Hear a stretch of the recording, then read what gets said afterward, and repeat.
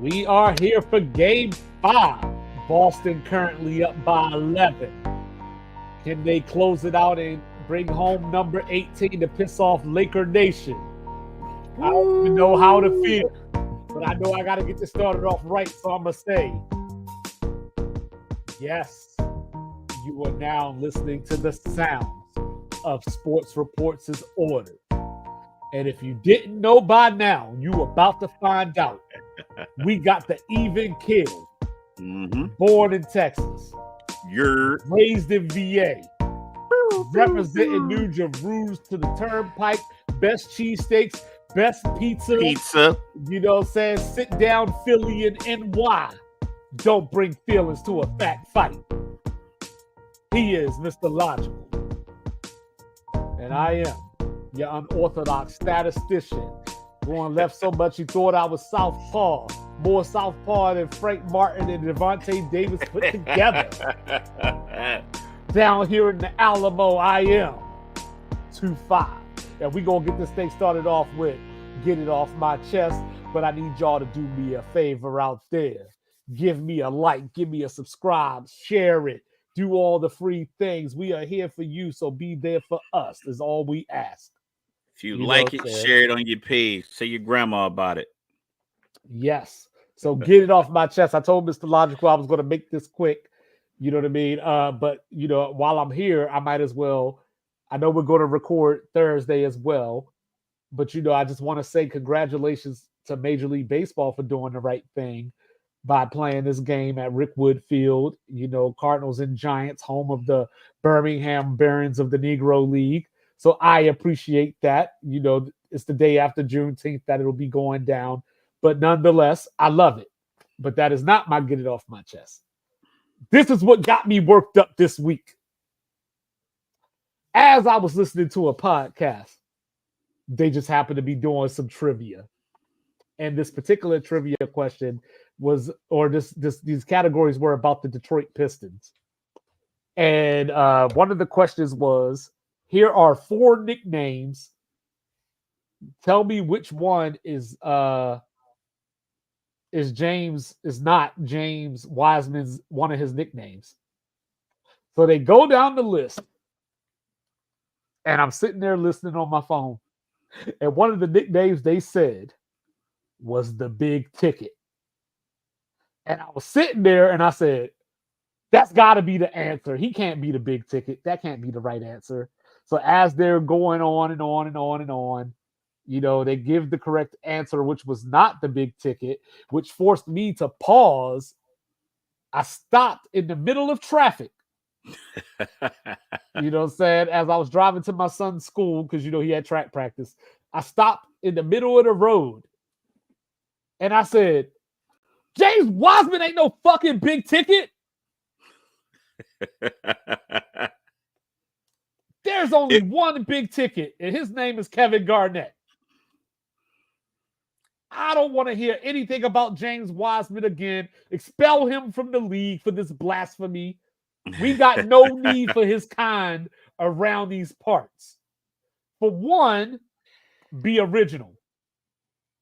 For two, if you're going to name yourself the Big Ticket. So look, Dwight Howard did the whole Wait. He actually calls himself the Big Ticket? Yes, even his Instagram handle. I thought I misunderstood you. I thought you said it ended up not being the Big Ticket. That's why I didn't react. No, it was the Big Ticket. He actually called himself the Big Ticket. That's a very original nickname.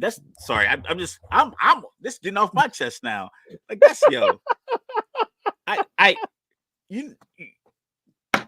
it's like when movies, you have all the words at your disposal, but yet they'll make a movie and then they'll use like the same name or like the same song title. Like go to your Apple Music or your Spotify and type in All I Need as a song title. Man, it's like 50 different artists that made a song called All I Need, but my bad. Yeah. Dog, you're not the Big Ticket. Yeah, you're not the Big Ticket. Like you're not even the big receipt. Like you're not even the half big ticket stub. You're not even the ticket stub. You know what James Wiseman is? You got the raffle ticket. James Wiseman is the NBA version of Carolina Panther tickets. Yeah, That's what he jaywalking is. ticket. That's what he 45-cent tickets. That's what he is. He should he's be. a, He should be. If I'm 2.5, he should be 45. he a urinating public ticket. Yeah, but Why are we dumping on this man like that? you know what I'm Yo, saying? that's dumb. Like yo, when Dwight Howard was doing the whole Superman thing, like we ain't see Shaq. I It ain't like mean, it's not like it's black and white footage of Shaq. It's Shaq Diesel, right. the emblem of his Escalade. Like, But at least and the he used White to come Howard in. was flying through the air and doing things. But like, He what could is have James been Wiseman doing? he could have been Green Lantern. Like You he know, could have been somebody else that flew. He James could have Wiseman been. should be getting my water right now as we are having this conversation. Like, come on now. But anyway, that was my get it off my chest. Yeah, that's comical. Like I said, I misheard you because I thought you said it ended up not being the big ticket. That's why I didn't react. So I was looking at Porzingis getting tossed around, and I looked up. It's such a like, and on top of that, the big ticket is a very original nickname. It It is. it's not like big man or big man on the like. It's like the Yo, he name had the perfect is nickname in front of him. The Wise Man. Wise Man. Right there. That's it. That's it. He dressed up like Jesus in the manger, and that's it. That's it right there. Or No Game James. You know what I'm saying? That's two nicknames for you right there. Listen, we need to be hired by somebody in one of these professional organizations. Y'all not doing it right. Speaking of professional organizations, my get off my chest is it's a legend in the sports media world. None other than Mr. Stephen A. Smith himself. I'm not gonna knock the man's credentials. I'm just getting tired of him just being, just stoking the flames all the time. And this comment Yo, comes from it's a Twitter hold up, screenshot. real quick. Sorry, real quick. You know how you just said I'm watching Porzingis getting tossed around? Yeah. Doris Burke says if Caitlin Clark had got pushed like that, we'd be talking about it for a week. I like Doris. All right, my bad, look, Proceed. nah, I just had to. yeah, yeah. So Stephen A. Smith, he sent out a tweet in regard or a quote in regards to LeBron James and JJ Redick's podcast. And all this said was, I had a lot of black coaches hit me up saying they weren't happy that the podcast even happened. I'm paraphrasing, but I'm like, why? What's the context? What was the conversation? Can LeBron James not have a podcast with a white basketball player because they're friends, or did it feel like they were already grooming him to be the coach? Why did it make these black coaches mad? And then why, as a person with this kind of platform who's already kind of getting flamed for your conversations surrounding Caitlin Clark and the black women of WNBA and that correspondence back and forth, why would you dig deeper into this to foster this race conversation out of nowhere? Right. What's the big deal with him having a podcast? Like Pat Beverly has a podcast with the white guy. No one thinks Pat Bev is trying to groom that guy to be a coach. Paul George has a podcast with an actor, and I think the other guy's probably Hispanic, but no one's thinking like he's grooming these guys to be executives for the Clippers. Why is it that LeBron's having a podcast strictly about all he's talking about is basketball? Basketball plays. He's like, the whole conversation is, I want to talk about basketball plays because a lot of people don't know what it is, and I think it's a great breakdown. I think it's probably a better model for Stephen A because his daytime first take show, it has almost zero merit. Like there's no quality, there's very few quality conversations that come out of that show. Whereas him and Shannon could do like their own podcast version and he can just talk about the NFL defenses. That's a very intriguing conversation. So instead of taking shots and then using these anonymous names, because you're not going to drop any names, you're not going to drop any executives that hit you up. You're just going to get this message as to prove, like, look how interconnected I am to all the sports world. Like executives hit me up, these people hit me up, everybody reaches out to me because I'm Stephen A. Smith. Instead of using that platform to come up with some general good ideas, you run back the same regurgitated ideas all day long on First Take. LeBron this, who's going to be the next coach, Dallas this, Jerry Jones this, that contract this, Mahomes the GOAT, Tom Brady the GOAT. and little Caitlin Clark mixed in there now. Like, you keep regurgitating these same things. It's bothering me. Like, my GERD is acting up with the regurgitation that you guys keep spitting out every single day on ESPN. Yeah. I mean, so it's like, you can find ways to get inspired by other things. You don't have to hate on everything that isn't co-signed by you. And at this point, it just feels like he just wants to be the catalyst for all things sports talk. Well, have a sports conversation. Know who's on the team. Because there's been plenty of time you've been talking about guys who got traded. And it wasn't even like trades that no one heard about. Like, we knew Jalen Reagor wasn't on the Vikings when you were talking about him being on the Vikings. We got traded. You knew all that. You knew all this Quentin stuff. Grimes, who played for his own team and played got for traded. the team he supported, got traded. And you talk about, oh, these boys good to blah, blah, blah, blah, blah. Like, stop bloviating one of your own words and actually have some real digestible content. Because right now it is absolute garbage. And every single time you try to bait the race war, black people don't fall for it. All right, we're not falling apart. We're not weak ass people who need to clamor on every single race bait topic. It's called race bait for a reason. Don't bite the hook. Don't let this guy's bullshit ass statement catch you off guard. You want to start a podcast with your white friend? Do it. You want to get your white friend a job at your company? Do it. You want to hang out with your black family? Do it. You want to marry a white woman? Do it. Stop letting these people tell you that because you're black, we are struggling and we got to stick together, even though no one's sticking out any hands to pull you up these corporate ladders. No one's pulling people up. I mean, it's not a lot of black people on the show that he respects. He just cusses all the women out that he brings on and keeps Molly up there staring at the camera doing nothing. But it's neither my business, neither here nor there. So shut out with all the nonsense. Stop trying to race bait every single conversation. Have a real authentic conversation. Get off of Twitter. Read something. Do your own research. Stop just regurgitating stuff that you get from other people. Yeah, that made me think about my scrolling this weekend and why I try to avoid X as much as I can. Because Caitlin Clark was asked, since you brought her up, she was asked about how people are using her name and the way people are talking online, fueling this war with Angel Reese and everything. And so the first clip that came out was her saying, like, I can't control what people do. Like, I can't get caught up in that XYZ, whatever, whatever, whatever. So then everybody all down the X was like, why didn't she denounce racism? Why didn't she say this? And why didn't she say that?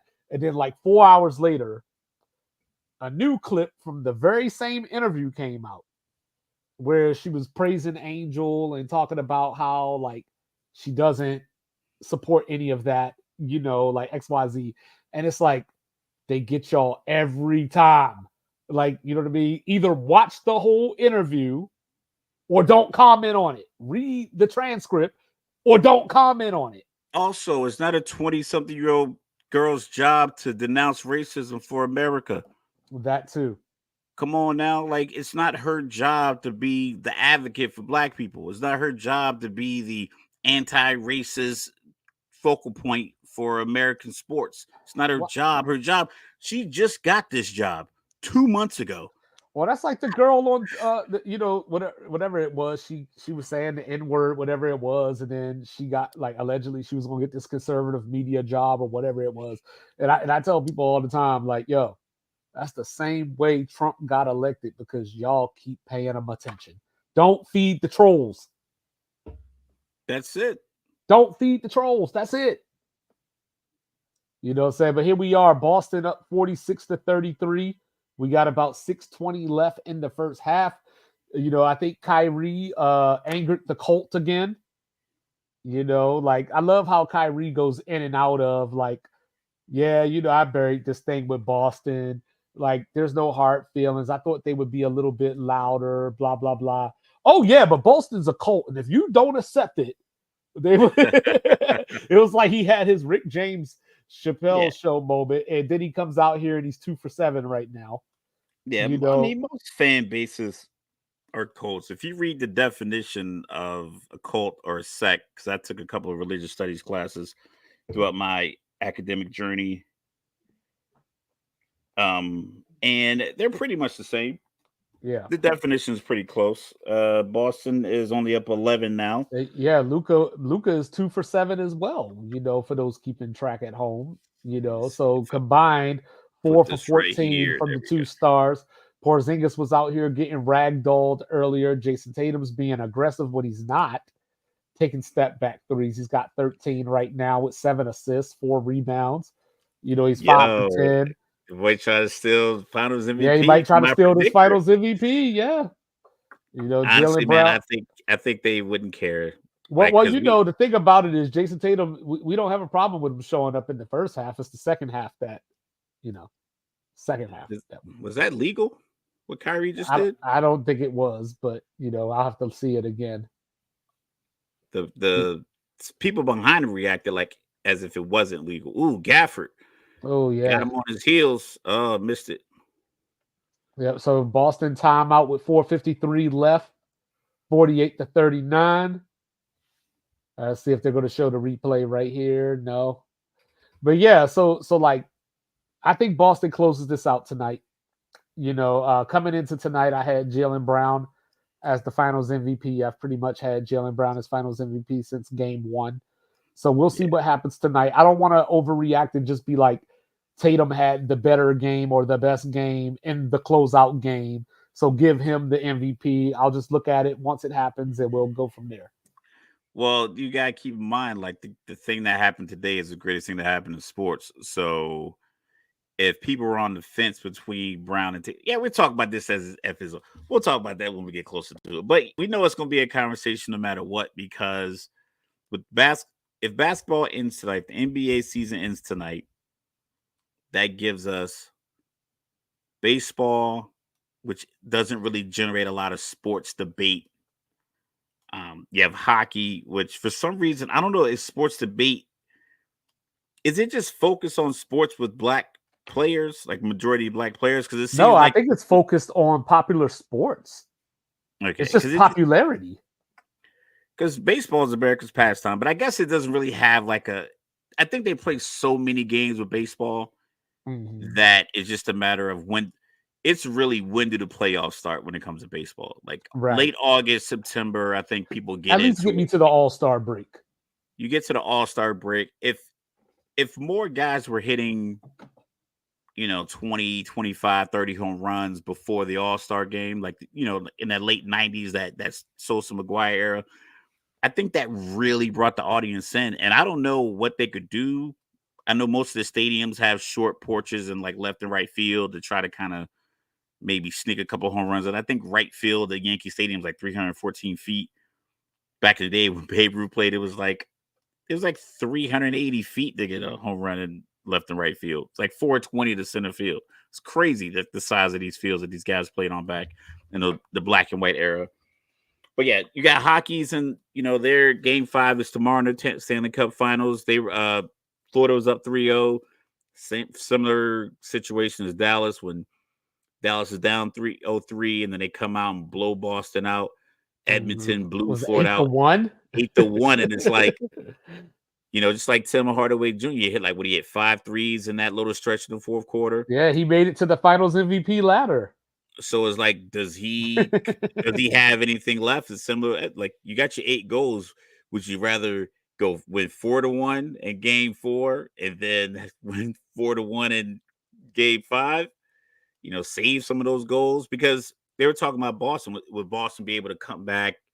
It's like, once you get your ass kicked that bad, it's like, I think they knew when they sat down to begin the fourth quarter, this is wrapped. Like, I think they were able to process it before they even showered. It's Mhm. like, but it's like Dallas, they lost a couple of games late. Game 2, you had the push in the back. Game 3, you had the comeback, and then Luka getting fouled out. So I think that was like an emotional just letdown. And then they ramped up for game 4. Boston Mhm. got tossed so bad in game 4 that they're like, all right, we're not even gonna watch the film. It's like, what's the point? Right. So Tim Hardaway Jr.'s three just don't mean anything, Well, I because he's like, mean, "Man, we didn't even watch that film." at the end of the day, Boston. We said this from the beginning. Boston is the better team. I picked Boston in 6. I think we both picked Boston in 6. But I even I picked them in said, 5. I picked okay, them in 5, and I thought it could be a sweep. yeah. So I picked them in 6, and I said I could see it going 5. And the only reason I picked 5 was because I was giving respect to Kyrie and Luca. Just from the standpoint of Kyrie's been here before. We saw him perform on the stage back when he was in Cleveland. Luca's good enough to get you a game, so their powers combined can get you one game. But Boston Why is would the you step back? Oh, Gafford was in the paint. so Boston is in that mode of the longer they let Dallas hang around, because I've been hearing people are just contenting. They're talking about Dallas in 7, and if anybody can come back, it's gonna be Dallas. Absolutely fraudulent. First of all, you know what I mean. This ends tonight.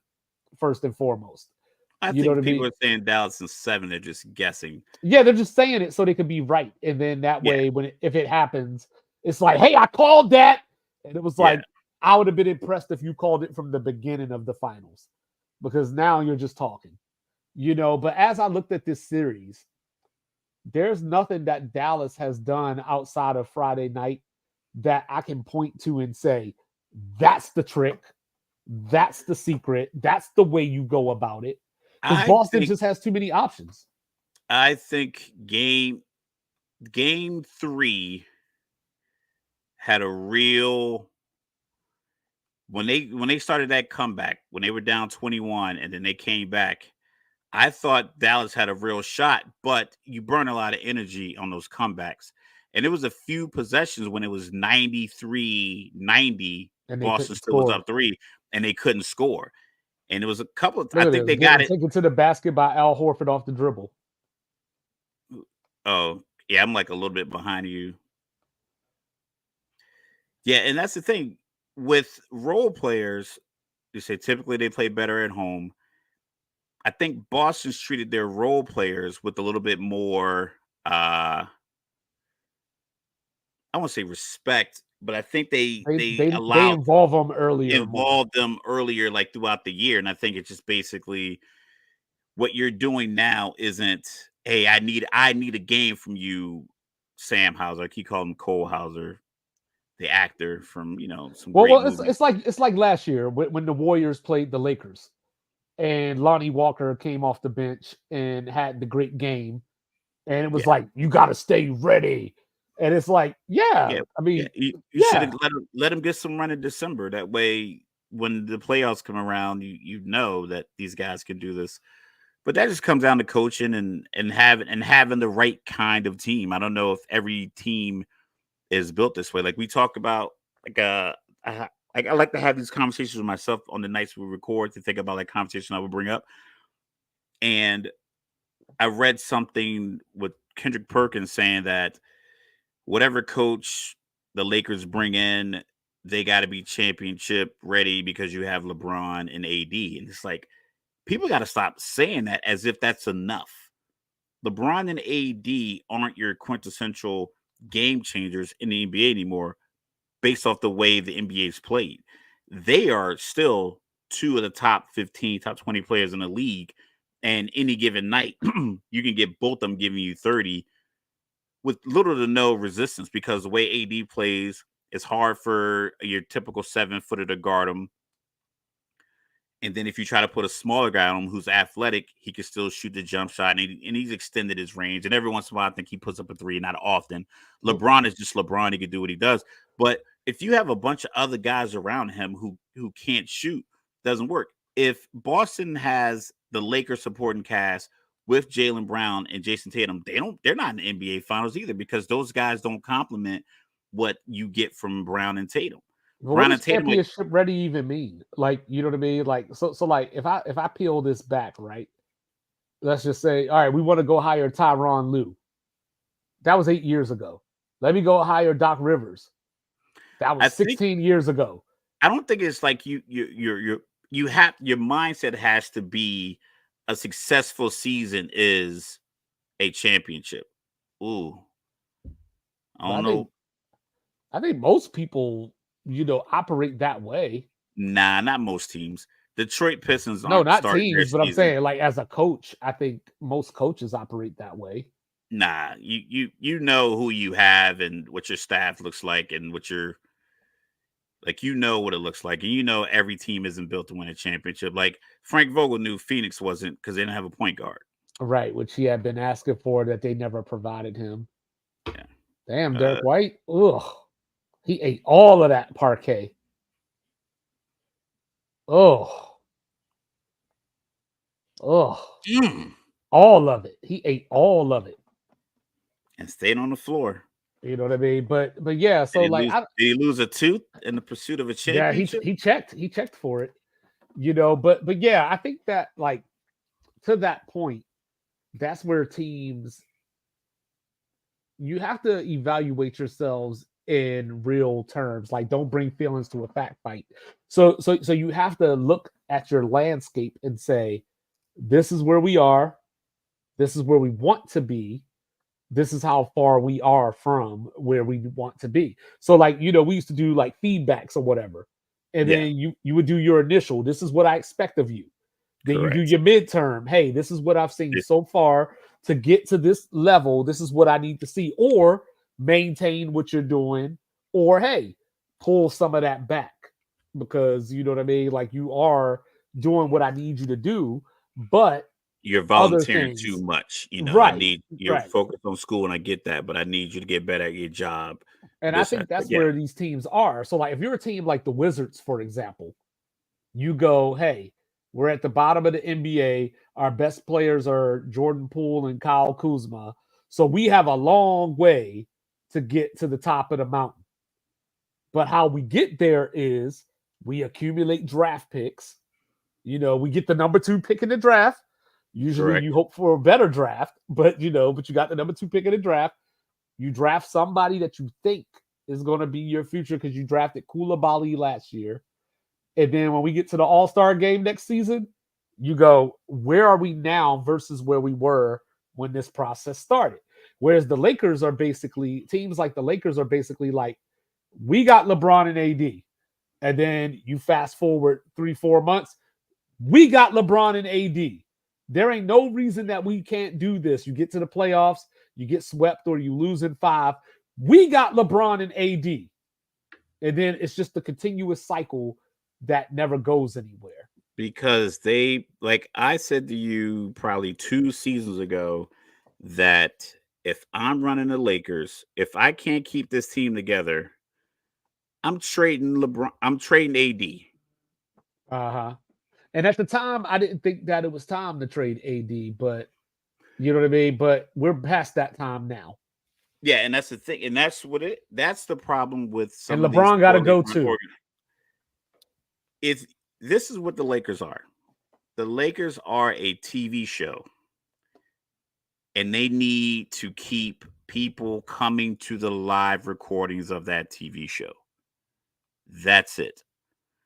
They have made nothing but poor move after poor move, poor draft pickup.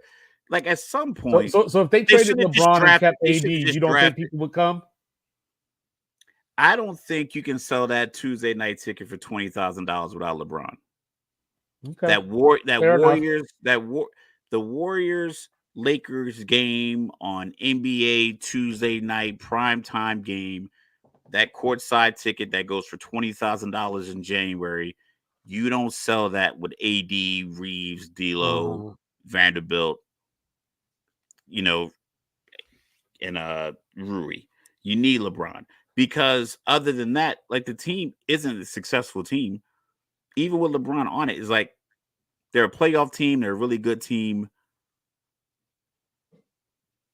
But like I said, I don't think every team needs to be a championship team. But I think they decided some years back that it was more important to just keep people in the seats because if they were really in the championships, they would have moved AD or they would have kept everybody together after the 2020 team to Right. whatever financial stretch that was because you had a short break because the finals were in October. I think the new season started in December. I think it was going to be a shortened season. You could have and Tatum. Oh, he's feeling it. You Yep. could have They got had you could have had that same team and you maximize the money. You push the money to the limit because it's like, we got LeBron. He got a chip that we didn't think he was going to get. And he got it. Now we got to switch up how we do things. We got to just go for it again next year. They didn't. They moved all the pieces. They didn't re-sign guys. And the next thing you know, the coach is fired a year or so later. You bring in Darvin Ham. That doesn't work. So we got an 18-point game. Luka's at the free throw line with 4 seconds left in the first half. Yo, like, why is his knee always bleeding? You know what I'm saying? That man hurt, man. You know what I'm saying? He just toughened through it. I think he leaves it out there just to make it look like he's playing harder than he is. That was joking. I'm pretty sure he's playing. I mean, that's a tough game to play. 9 for 21. Oh! Oh, you're ahead of me. But he I'm acting like again. I'm act like I didn't hear you. Peyton Pritchard from half court, and he did it again. Yo, funny thing was, straight up, I was literally thinking 4 seconds. Yeah, they're gonna get another 3. I literally thought it right before you said Luka's free throws. When you said he had 4 seconds, I was like, yeah. So when I was on Cups in the Gang earlier, when I was on Cups in the Gang earlier, you know, shout out to the crew, you know, said Dallas, aka Dakota, my Residente, Styrofoam, and Finals MVP, Paxton Pritchard, and you know, Lethal, but you know, but like, no, I said Boston by 17 tonight. That was my pick. So that was your pick. You had him by 17. Yeah, because Friday night was an anomaly. Like, that was just Dallas getting one off for their crowd. You know what I'm saying? Jason Tatum with 16, 9 assists, 4 boards at the half. Jaylen Brown with 15, 4 boards, 2 assists. Drew Holiday 11 and 6. And then on the Dallas side, you got PJ Washington 1 for 4 with 2 points. You got actually, you know what? Let me ask you this. Right. Who do you think is Dallas's leading scorer right now? Green. It is actually Derek Jones Jr. Wow. Yeah, 10 points on 4 of 6. Our guy Green is 3 for 3, all threes, 9 points. Luka is 4 of 10, 9 points, 6 boards, 4 assists, 4 of 10.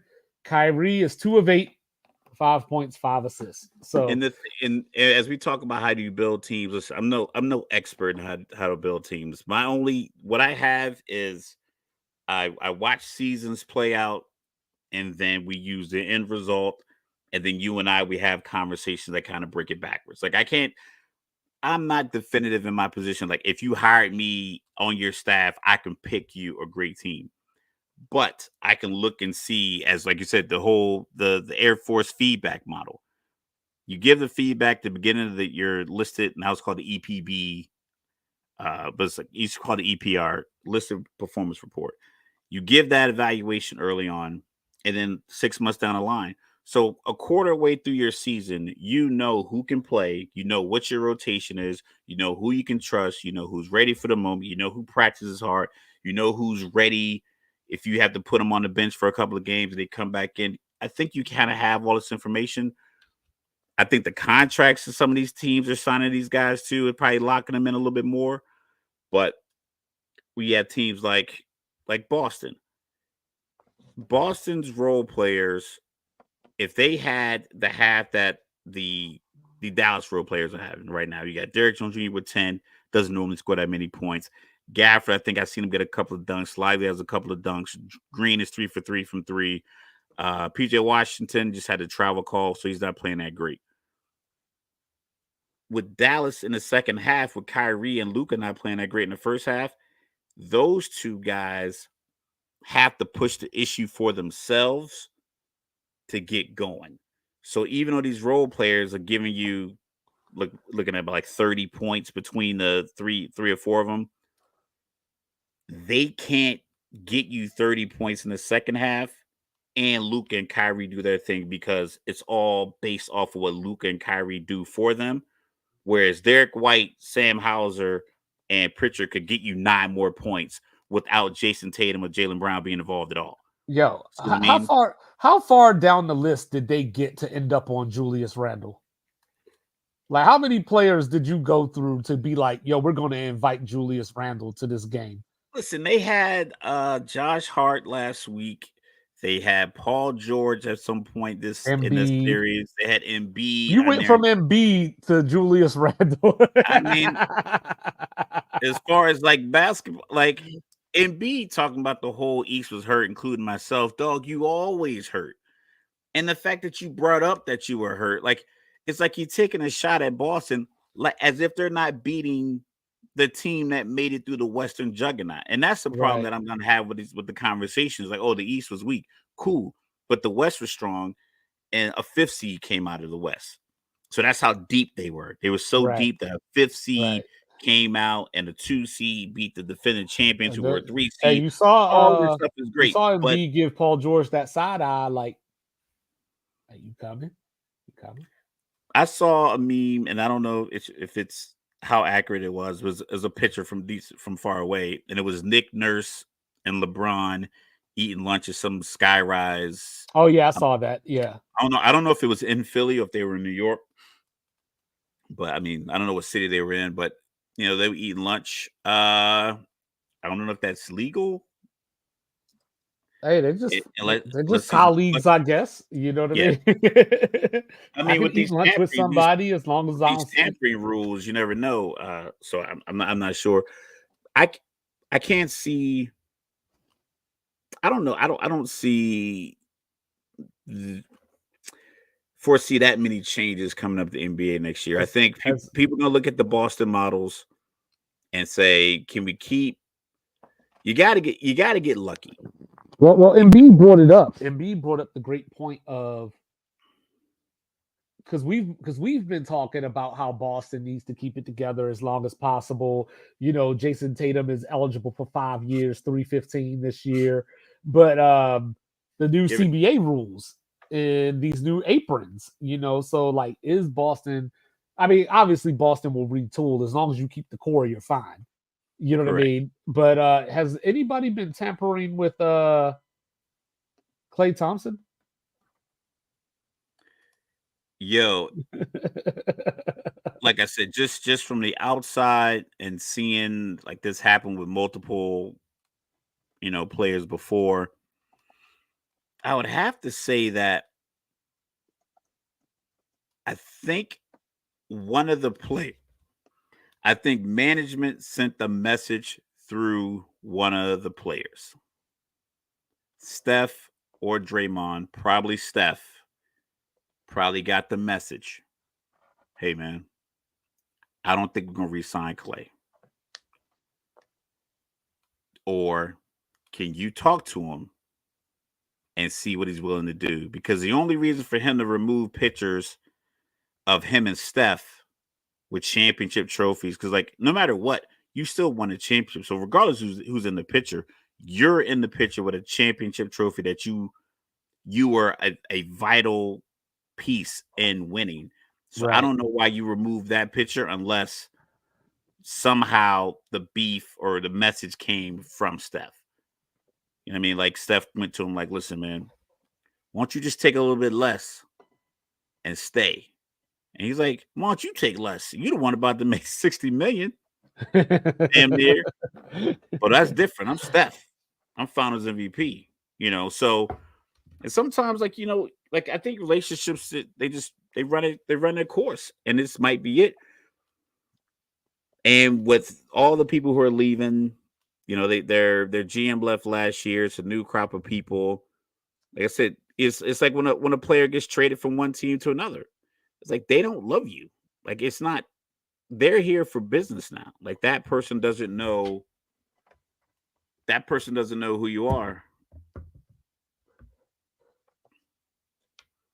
Yeah, Draymond just said it was hilarious, you know, is how his reaction was to it. Like, but I talked about this a year ago, right? Or 2 years ago. I told like the empire is over. Like once Golden State won that title in 2022, that was the last dance for them. You know, and as I look at the way going forward, as far as I'm concerned, both of them can go. Clay and Draymond. You know what I mean? Because But once again, a lot of it is you just built this new stadium. Listen, I as get long as I got Steph, I don't need them. a lot of my sports circle, a lot of guys I talk to, everybody's really into the championship and the ingredients for a championship and the expectation for championship. I'm a little bit more of a realist when it comes to this, and I think more important than championships Mm-hmm. is checks. Checks coming in from commercials, checks coming in from advertisers, because to put your name on the former Staples Center costs more than to put your name on wherever arena that the Charlotte Hornets play.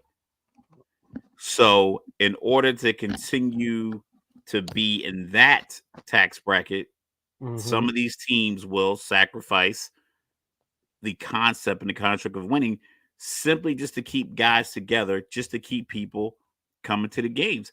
You're not moving Steph, even if Golden State moves Steph and they get a couple of good young pieces back and Steve Kerr's coaching them up. That sounds like a great idea.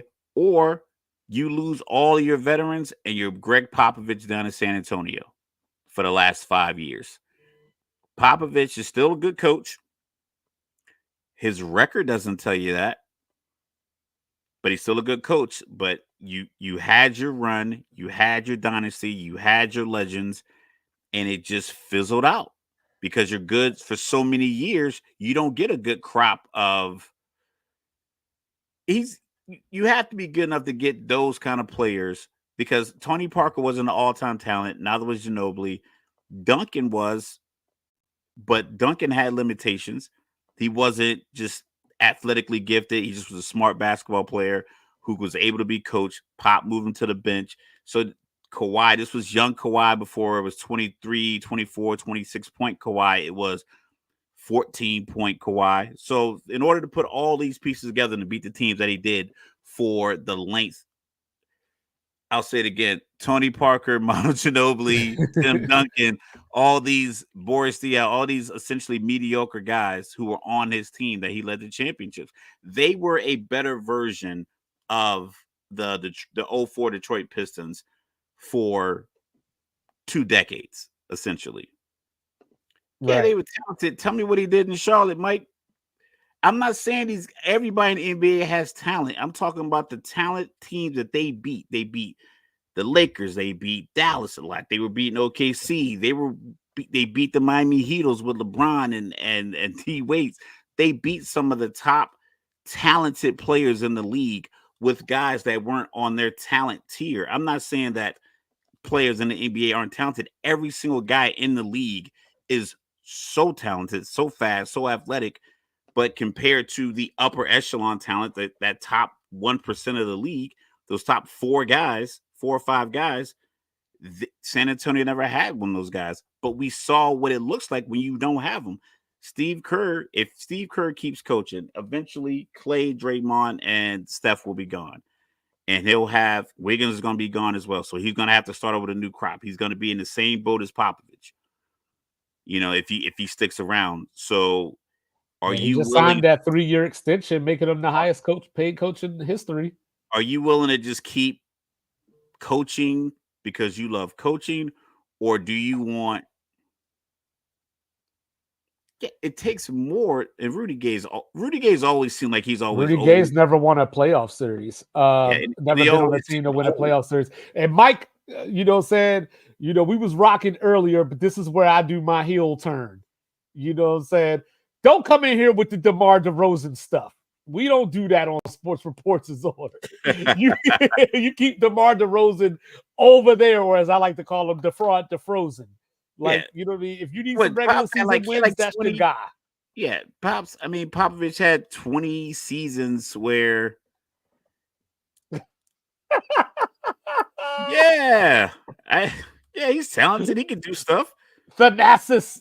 The nasty is the nasty. Know what I mean? That the nasty is legit. But sometimes it's like they say if you're here long, if you live long enough, you see yourself become the villain. Right. It might it's that point for the Golden State Warriors. And I think Clay is the first domino.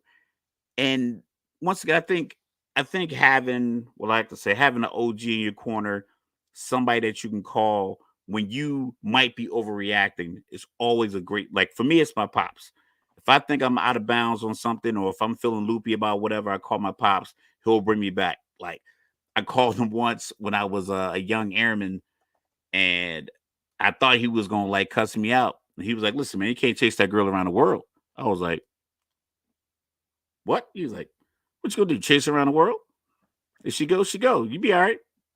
I was like, "Oh, so this kind of," because I was an adult, like just like I was like 20, 21. So it was like my first like adult conversation that I had with him.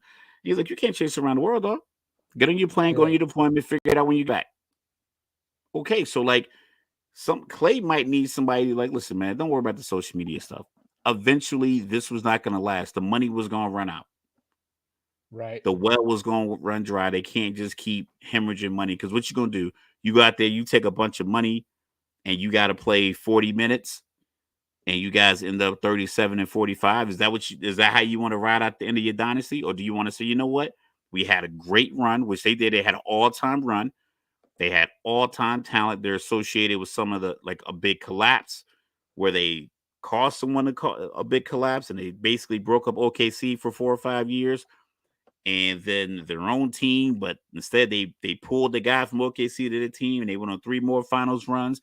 And if Clay doesn't get hit by Danny Green on that dunk attempt, maybe they beat Toronto and they win 3 in a row. So you had a good run, So, and then on top of that, you got to revisit that in 2022. So you've had the best possible career you could have had with that organization. It was bound to come to an end. so is there a team that you could think of that Clay could help? And I'm not necessarily talking about win a championship, but but just a team that he can help increase their chances of getting further in the playoffs. Dallas, if I don't know what, like I said, without doing the research on the money or what his money is projected to be, or however his contract works out, I say Dallas, because Dallas needs, as we talk about it, Dallas needs a guy that you can put the ball in his hands and Luka and Kyrie can watch. Even though it's going to be a catch and shoot, but you get the ball to him. Uh Obviously you would say the Lakers. I Orlando might wouldn't say the be, Lakers. you're gonna say it just because the Lakers need 3-point We shooting. gonna say the Lakers just to say the Lakers. No, like they need 3-point shooting.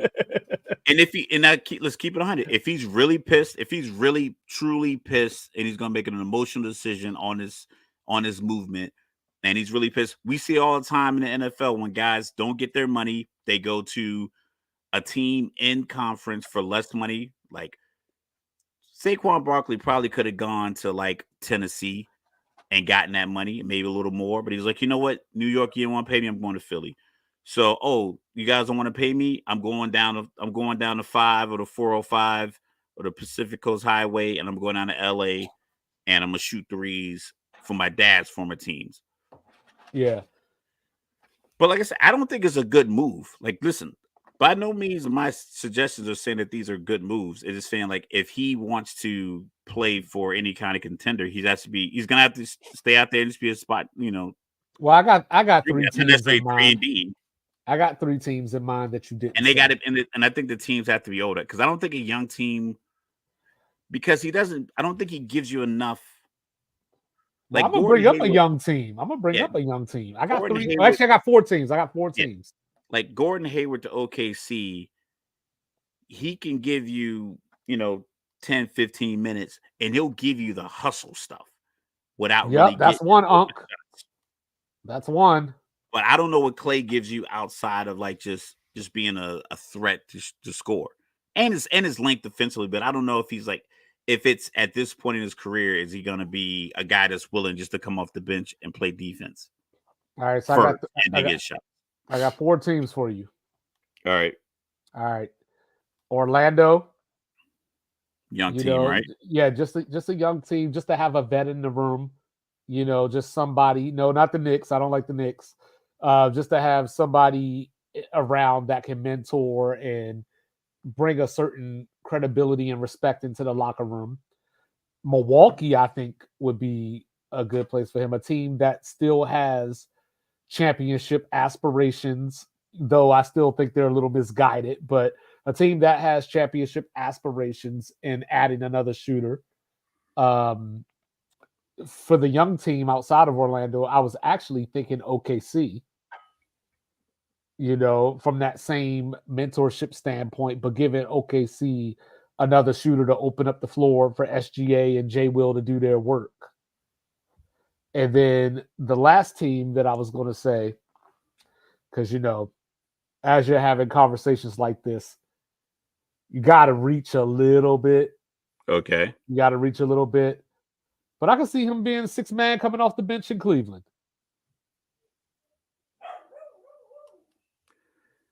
See, for me, I look at his age and what he's used to doing, what he's used to getting. And when he had to come off the bench for a team that drafted him, that he won a lot of games with, he was not a happy camper. He was pouting. He was messing up, even though he was still giving you the same. His numbers are the same in the 21-22 season, the championship playoff run, and this past season. Like, his numbers are basically the same as they were. Right. Ooh, yeah, it's looking Yeah, dangerous. 25-point game. Yeah, so that's what he's giving you. So I don't know if he goes to another team that isn't championship built just to come off the bench. I see him would go, maybe if Denver says, you know what, we're gonna go with Michael Porter Jr. and they'll get some pieces for Michael Porter Jr. and then he slides into Denver. It's gonna have to be a team that's either old coach, like a coach that's tenured, with a couple of veterans. I actually did think about Denver too, because I think Denver's gonna overreact, as you like to say, not play the young talent that they have and look for a quick band-aid. I mean, I heard a couple of suggestions about potentially moving. That's not a foul. Yeah, that's not a foul. Moving Michael Porter Jr. because it's appealing. 6'10", 6'11", shoots a three. And I think on another team, I think he that's might an overreaction. potentially, but you can't move Jamal Murray. And you said what was their? You talked about their bench before we predicted their playoff run. It was like, how do you bolster the bench? Somebody's got to go. You can't hold on to all of your cards all the time. Like, you got to play them. Like, you got to spend money to make money. There's this thing called free agency. That's all the rage. Yeah, but the free agency is going to cost you money. You're not getting quality role players, bench guys in free agency. Like, the money is too much. Like, you're not going to sign a guy 3-year, $45 million and have him come off the bench. Like, I'm giving you $15 million. So looking at the free agents right now, right? Yeah. They could bring in Kyle Anderson. Slow-mo? Yeah, they could bring in Slow-mo. What does he do for you in Denver? He provides another ball handler. He doesn't shoot the three. He doesn't stretch the floor. You don't need that, though. You already got that. He gets in Jokic's way. You already got that. You already got 3-point shooting. You can bring in not Nicholas Batum. I don't like that one. Too old. Yeah, too old. What's Miles Bridges asking for these days? Is his head right? Because I know he was set up to get a lot of money before he got in his trouble, and then I don't think he really bounced back ever since. But that's the point. You could get him on a budget. Is where I was going with that. What about bring back Bruce Brown? They're already probably going to lose KCP because it sounds like KCP is going to get Bruce Brown money from somebody because he's a free agent as well. Yeah, there ain't much out there. A shooter like Torrey Craig. That's what I'm saying. You got to keep your core happy. So you keep So maybe you keep Michael Porter Jr. and then you build around that, but something's got to go in order for you to fill it out, or you actually use some of your G League players and bring them up and see if they Yeah, and work for them. I don't want to get rid of Aaron Gordon. Now you can't get rid of Aaron Gordon because like Aaron Gordon doesn't mean as much to other teams. So if you're calling me saying you're offering me Aaron Gordon, it's like, well, what does Aaron Gordon do for my team? He doesn't really shoot the three that well. Doesn't play off the dribble. He's more of an energy guy that fits well with Jokic because that's the way Jokic plays. Like Aaron Gordon probably he'd have been good for this Dallas team. Oh yeah, he would have killed it on this Dallas he would have team. been good for Dallas, but Dallas would only give up Lively to get you a guy like Gordon. Right. Because you can't have Lively, Gafford, and Gordon. Right. Three guys doing the same thing all year long. So I don't know. We'll have to see. But it's gonna be slim pickings for a lot of these NBA teams, man. It's gonna be rude awakening. All these hiring and firing that you're running out because you got Booker, Beal, and Durant all on one team. AD and LeBron on a team. So your top 20 guys, they're all like paired up. Luka and Kyrie paired up. Jokic and Murray paired up.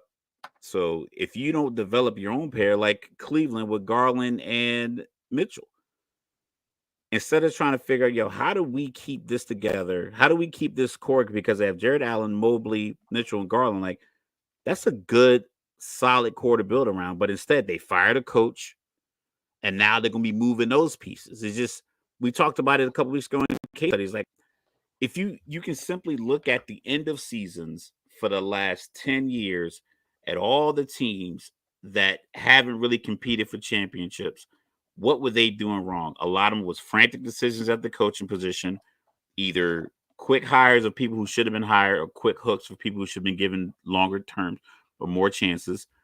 Cleveland does it every single time, and most unsuccessful teams do that. So now you want to bring in a new coach. He's going to want to bring in his own guys.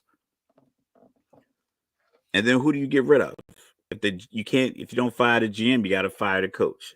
If the players don't get along with the coach, you're gonna get rid of the coach. You can get rid of the players. When you have a talent pool that every team doesn't have. Like you have a talent problem that, like how the Phoenix owner said that 26 GMs would take our roster. No. Yeah. With Cleveland, you might have 12 to 14 GMs. Like, I'll take those 4. Just those 4 pieces right there, and I can build around those 4. Yeah, because they're just a skinny version of Minnesota. Yeah. So with that being said, next week, for the first time ever, the 2-day, I repeat, 2-day NBA draft. So with that being said, since keeping this conversation going a little bit, you got a team out there with the number 1 draft pick. Correct. Does that make the Hawks more likely to trade one of or both of Trae Young and DeJounte Murray? If they can pay them both, whatever the market says, and get a good big man in the draft pick, then that's your core. That's what you can run with. Like at some point, you got to stop hoping that you can build a team and actually just put brick and mortar together and build this thing out. Having 2 guys that dynamic, Trae Young, confidence through the roof, the way he can handle the ball, score the basket, shoot threes, shoot free throws, just all around top notch basketball player. DeJounte Murray, yes, he might be small for a 2 guard, or you just have Trae Young play the 2 and he plays the 1. But bring in another draft pick. You got the number 1 pick, so you can presumably get the best player in the draft and make it work. Stop making all these trades. Stop putting these guys in trade conversations every single time, because all it's going to do is destroy the fabric of your team. All right, Boston falling over with that 3 ball again. That's what they do. Yeah, so it looks like up until the last couple of days, Alexander Sarr has been the leader in the clubhouse to be the number 1 draft pick to Atlanta. I've always said it should be Zachary Versace, but I'll take him on Washington if Atlanta want to play these games. But lately, in the last couple of days, The word on the street is Atlanta is in love with Donovan Clingan, who you might remember as UConn's big man in the national title game, going up against Zach Edey as the move. So I feel like if you do a move like that, you'll probably trade down. This is you'll probably either trade down or one of those two players that I just mentioned has to go because you're taking a project to some degree. So like you're not trading that pick to get a better player, and you're not drafting the most NBA ready, player, if you will, in that position. So I don't understand the movement of if I were them and you really like Clingan, you could probably get Clingan at 5 or 6. If I'm Atlanta and somebody really wants the number 1 pick, I'm gonna try to squeeze whatever I can for that number 1 pick and get some players that have been in the league for a couple of years. So whatever team comes calling, whether it's Detroit, I'll get as much talent as I can from whoever calls for number 1 pick, because you don't want to just make the pick just because you have it versus just using it as leverage. Right. And I don't believe there's any player in the draft that they are saying is all world, all generational. So it's not like last year where San Antonio is not taking calls on number 1 pick. Right. Like you knew Wemby was going to be the player no matter what.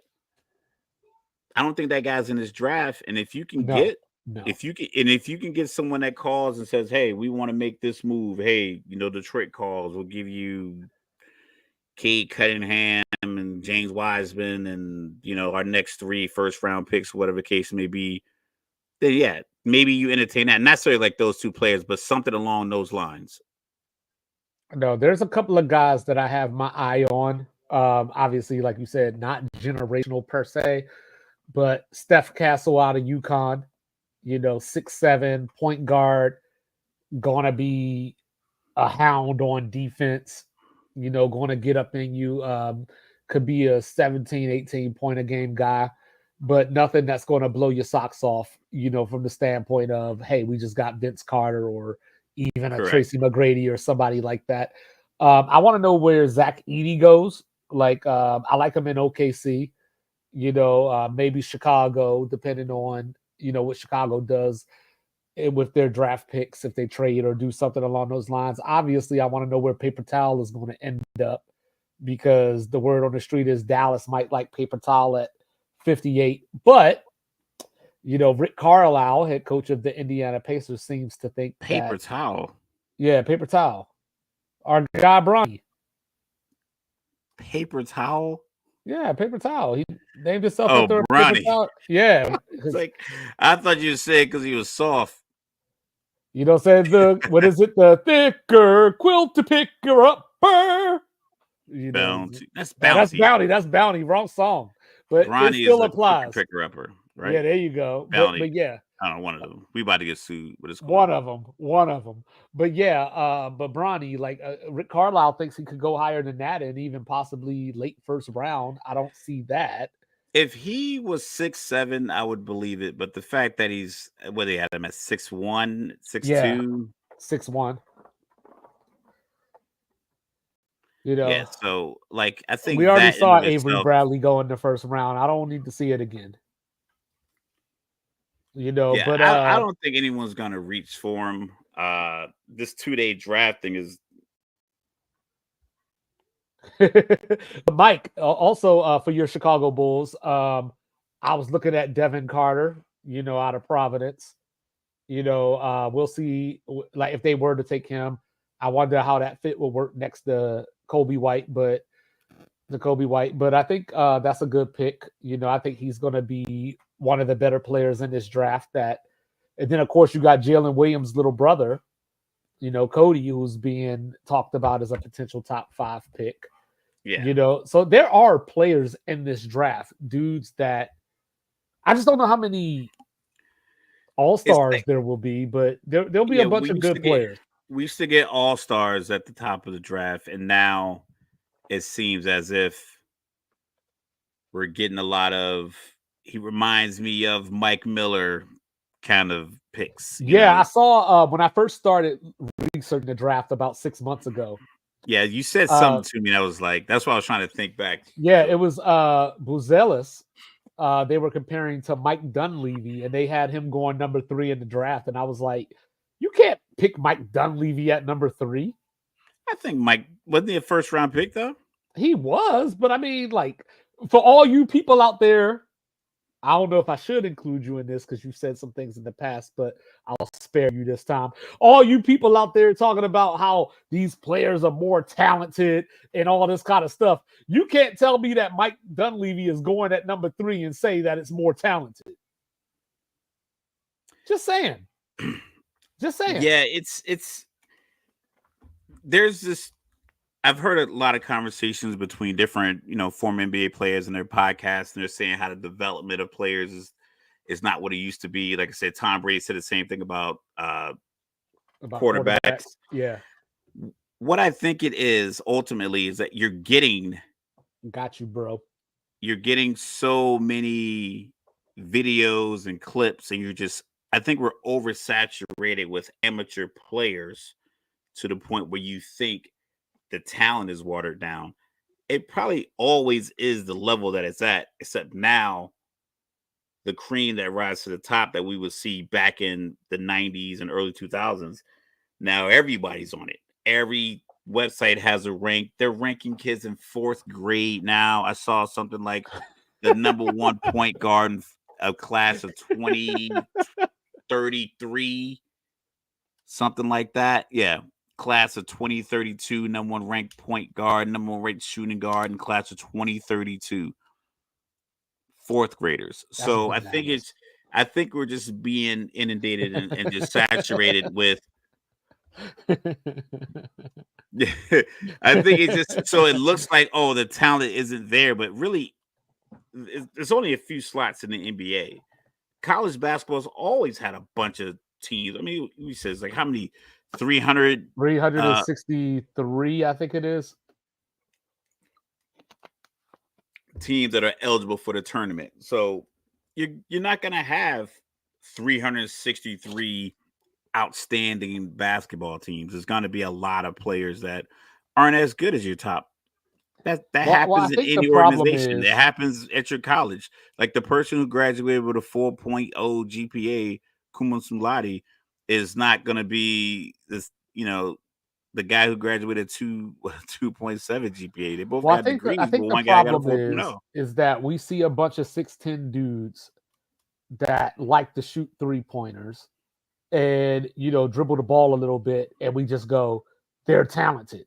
You know what I mean? And it's like, okay, but he's shooting like 31% from the 3, or like, like, yeah, he dribbles when there's nobody around him, but he can't necessarily go through traffic. Yeah, does he So know the pump fake and 2 dribble pull up? right. And that's where college basketball has screwed the pooch, because like, I'm good with one and done. I'm good with you don't even gotta go to college because I don't want you to fake the funk anyway. You know what I Correct. mean? But I think where we are is that everybody's ultimate goal is the NBA. And a lot of these guys come from underprivileged backgrounds. They got mouths that need to be fed. Yeah, I You don't know, really think that's and always the no, case, no, I though. didn't say I think always. I just said that it most of these exists. guys are in travel organizations. Most of these guys, is so much money being spent. You're not getting a rec league kid that's getting it from the bottom in the Yeah, league but right now. mama ain't got that picket Man, fence. we've seen Alonzo Ball House. You getting a lot of that. You getting a lot of these guys that are getting their money off social Speaking media. of which, Lonzo These out here guys, dunking. yeah, these guys, like that whole get it out the mud. I'm trying to get my mom a new house story. Yeah, cut it out. That's cap. That's why these dudes, that's why I like to keep it 100. That's why it's a it's a lot of spoiled, privileged kids who are playing basketball at all these camps. I'm not saying people aren't struggling, but it costs a lot to fly around this country playing basketball tournaments. So all these kids are 5-star recruits. They're not they're not hurting. Not all of them. And that's why they come in the league and they can't play worth a damn because they don't have any toughness to them. They get knocked around. the overall point I was trying to get to Sorry, is that I just get riled up when everybody like everybody don't get it out the mud, man. No, It's the just point. it's not the case. No, the point I was trying to get to was that everybody sees the end goal. The end goal is I want to be in the NBA. So how can I get there in the quickest manner possible? So you have dudes like Reed Shepard, came out of Kentucky, shot 50% this season from 3 point, but y'all lost in the first round to Oakland and a dude named Goldkey, Jack Goldkey, who is getting tryouts now. But in that game, you went 1 for 5 or something along those lines. And now you're about to be a top 5 draft pick because you have a 41-inch vertical or 42-inch vertical. Yeah, And that's the problem, is that people are like, hey, I want this guy that can jump. I want this guy that can run. I want this guy that can dribble. And I'm like, I just want a dude that can play basketball. I want a dude that knows how to win. I want to do so. When I look at somebody like, say, hypothetically, a Zach Edey, you know what I mean? Like, Zach look, Edey man, is the basketball player. look, I know that the game has changed. And you got your Carl Anthony Towns, aka Kitty Cat, out here. You know what I mean? But this dude is 7'3". I can't teach 7'3", but I can And teach him positioning. I I can teach saw him where to be. and I saw a video that his combine athleticism score essentially is better than Brooke Lopez. Like he Yeah, and moves better than everybody, Brooke. Yeah. well, coming into the combine, everybody. I was talking about this a couple of weeks ago. Coming into the combine, everybody said, "Oh, Donovan Cleveland is going to blow him out the water as far as all these drills go." And I think he's 2 or 3 years older than Klingon. ZD had the better combine, and he had a little 3-point stroke. Yeah, like that's the thing. Like I feel like the teams aren't building good basketball teams. They're building good measurable teams. Like these guys can jump. Like I said, these guys can dribble. This guy likes to shoot threes. It's not a lot of, if it was a bunch of 6'11 guys shooting 45% from three, I would think it's changing. But really all it is just guys are shooting more. More big men are shooting, and a few of them can make 30%. Like Brooke Lopez just started shooting the three. Sam Hauser in and out. Dallas has gone What cold for is the wrong last with few you, minutes. Luca? Yeah, I'm a few seconds behind you. See what he does. You're about to see what he does. Oh yeah, he's tired. But yeah, Yeah. So like, and that's what it's like. Build your team based off the GM and the coach's vision. Have the vision, not just we want to get this guy because he jumps really high, but see, and can there's he some shoot? guys, like Bub Carrington in this draft out of Pitt. He's 18 years old, 6'5", 6'6", can shoot it, just like raw potential. I can understand why a team would draft him, but I would probably draft him in the second round, not the first. Because in my first round, I want somebody that can contribute. They don't have to contribute today, but at some point next year, to Mr. Logical's point earlier, like about Denver, even they drafted Julian Strawther last year out of Gonzaga. I'm a big Julian Strawther guy, but they didn't play him. They didn't play him in these playoffs Yeah, where I like was complaining why am about I their cutting bench. checks for guys you're not putting on the floor? Right. And then so I was complaining about his lack of time during the playoffs. So next year when they make the playoffs again and play him, next year is going to be his rookie playoff year. He might struggle. Whereas we could have got that out the way this year instead of playing Reggie Jackson. You know what I'm saying? That's because I'm not sure who comes up with the vision for the team. Because it's not all I don't think it's all player development. I think it's all about, okay, how do we get tickets sold? How do we get people in the seats? How do we get ESPN? How do we get on ESPN and NBA TV? What do we do when we need these kind of players? Ooh, Drew Holiday, Finals MVP with all these rebounds. Well, you had people like I can't even think of his name right now. Oh, Larry Brown. You had people like Larry Brown who wouldn't play rookies. Wouldn't play rookies. You know what I mean? And it's But that like, was back in the day where you can keep 4 or 5 veterans on, you're paying them pennies and you were still surviving as your financial aspect of your team.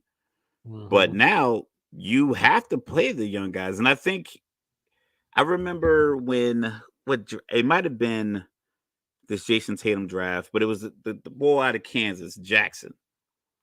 Oh, Josh Jackson. Yeah. Josh Jackson. And I remember Jay Billis was given, his synopsis after everyone got picked up or whatever. And he was like, need to work on his jump shot. Needs to work on his jump shot. It was like 4 or 5 of the guys that got drafted between 4 and 10.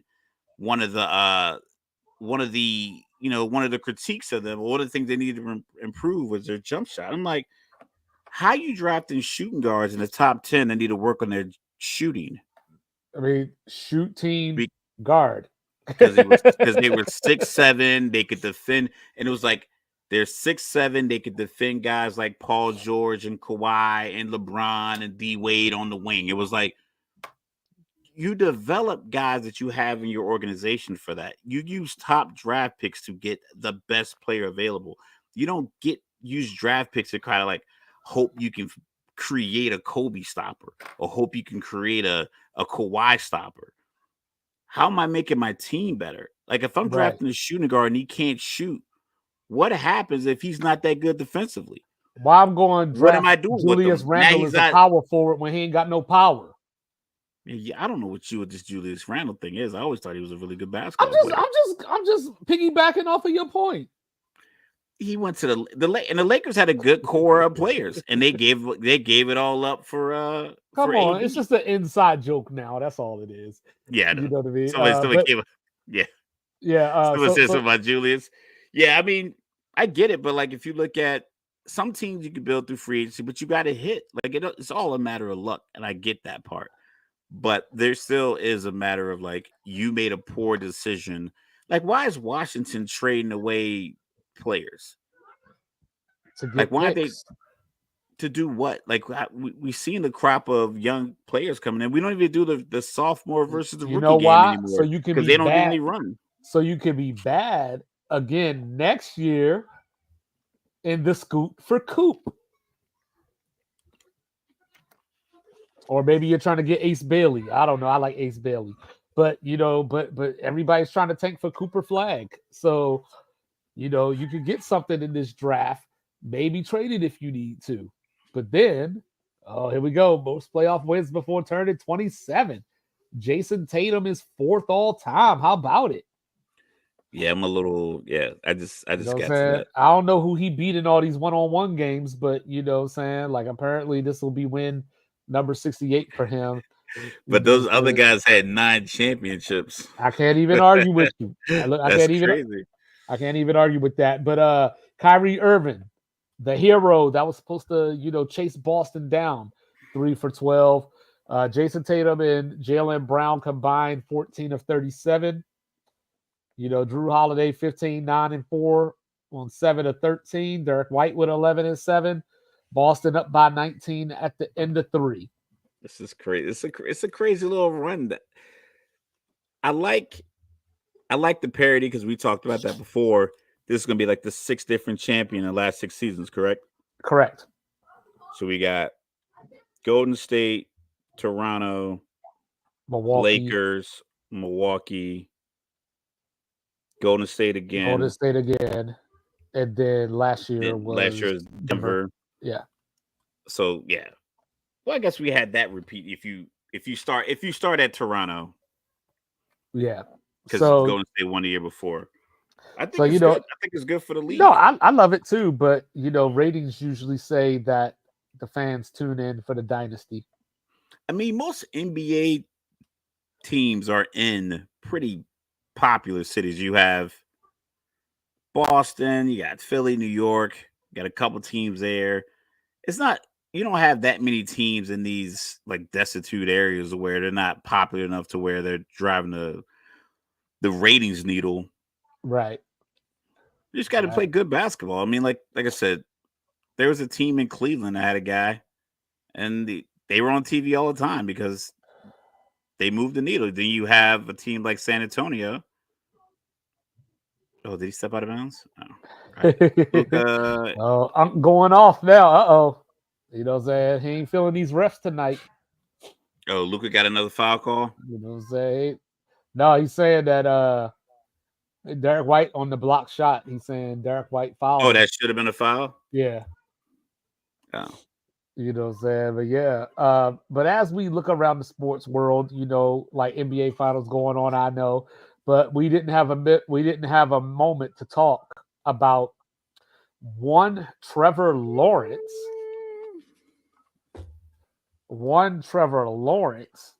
becoming the $55 million man, getting that Monty Williams money. the craziest quote that I read is Emmanuel Acho said that Trevor Lawrence is getting paid for what he did at Clemson. And he's not wrong. He's not wrong. It's for okay. He's getting paid off of what people thought he would be. These quarterbacks are getting paid off the CBA. Off the market. Yeah, off the market. Off the CBA. I don't think it's a talent thing. Like I said, we had this conversation last week. That was going to be a bit of our case study. Was this narrative that if you don't have a quarterback, you're dead in the water. I push back against that because in regards to you signing your guy to whatever the market says you got to sign him to, I push back on that because not many teams have made it to the Super Bowl when their quarterback is taking up 30 to 40% of the cap. Right. So I think it's a bad move to just sign a guy just for sake of signing them. We talked about Brock Purdy next year. I know I'm going to get to Trevor Lawrence, but Trevor is just, I think they believe what they see and they feel like it's going to get better as they get, they add a piece here, and I think they're hopeful for this year. They're in a winnable division. I know Houston's coming, but let's calm down. Houston would have been 9-8 if the Colts convert that fourth down and go in and score and win that game. The Colts would be 10-7. They would have off to the playoffs, and Houston would have been 9-8. We wouldn't be raving about 9-8 teams. They did go into the playoffs and beat the brakes off of Cleveland. Ooh, is that his leg in there? He definitely limping. Yeah. So Jacksonville, you got to sign your guy. I get it, but $55 million, you got to get me 11 wins next year. Like 11 wins, and I need you to get me 37 touchdowns, 4,200 yards. Like I need one of those MVP type seasons from you for $55 million. Right. So if you, and because I just don't want you to be a game manager, because a lot of the blind reveals they've been doing is Daniel Jones. Like their stats are almost identical. Record, yards, completion percentage. Daniel Jones got 40 million, and people are ready to run him out of New York, but yet Trevor Lawrence with the same resume essentially is going to get 55 million. But Jacksonville thinks they have their guy. It better click, and they better hit, on some rookies and maybe some veterans that want to play for the veterans minimum.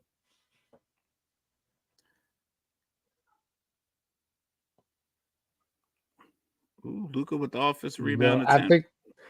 I think that I just need Trevor Lawrence to be a part of the elite. Like we were talking about it last year. We were in like week 7 or week 8. We're like, hey, he doesn't even have 10 touchdowns yet. Correct. Back when Kirk Cousins was sitting on 17 or so. So I agree with that. And I do think it's all potential based. The good news for Jacksonville is that ETN broke out last year. I don't know how I feel about them adding Gabe Davis, but I do like the draft pick of Brian Thomas out of LSU. I'm not going to put it on there to where it's like, hey, you got to win the division, but last week of the season, you should be playing for the division at the very least. Yeah, you got to win. You know what I mean? Because at the end of the day, it's a team sport. Like, you know what I mean? So, I get it, but the team is going to be missing a few pieces because you're taking $55 million. So because of that, it's one thing to say because you're the starting quarterback on a team that has some good pieces, you got to win it all because you're cheap and everybody else is expensive. No, but if you're paying them $55 million, then that means uh expectation is that you're going to lead us to double digit victories every year, and we're competing for championships. It's like not just we are competing for the division, because at $55 million, man, that's a lot of money. And you're not going to be able to keep your wide receivers. When you got Gabe Davis, but they had to let Jones go. Ridley Ridley went to Tennessee because they probably knew they were going to give, if they feel the earnings going to get us 55 million. But if that's the case, I need the money that I gave you, put you in a position where you have to deliver now. And I think Miami's smart with Tua, but I believe they're going to do the same thing. I think a lot of these guys are going to end up getting like 55 million. We could talk about Dallas and Dak. Potentially, he might be up to 60, but if he goes to another team, I don't think he gets that much. But I need you elite.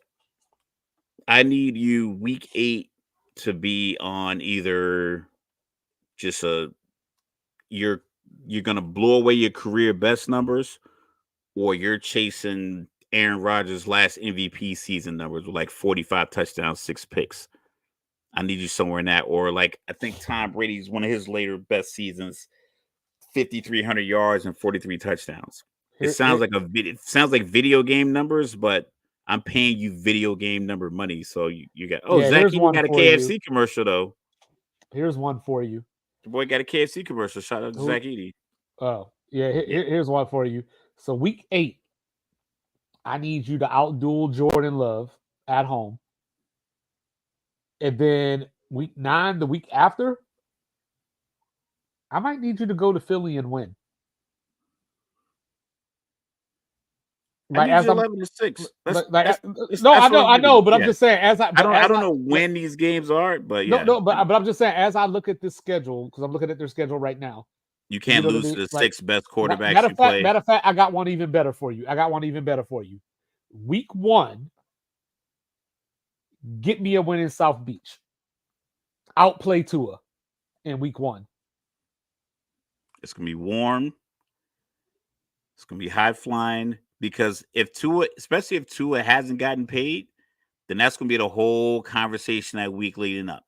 Tua didn't get paid, but Tua has weapons. They have basically a track team in Miami, and then Trevor got paid. You can't go out there 212 yards, 1 touchdown, 1 pick, 1 touchdown, no pick. I need 312, 2 or 3 touchdowns. I need a few of those games where it's if you can't beat Philly, send us into the bye week with a win at Ford Field.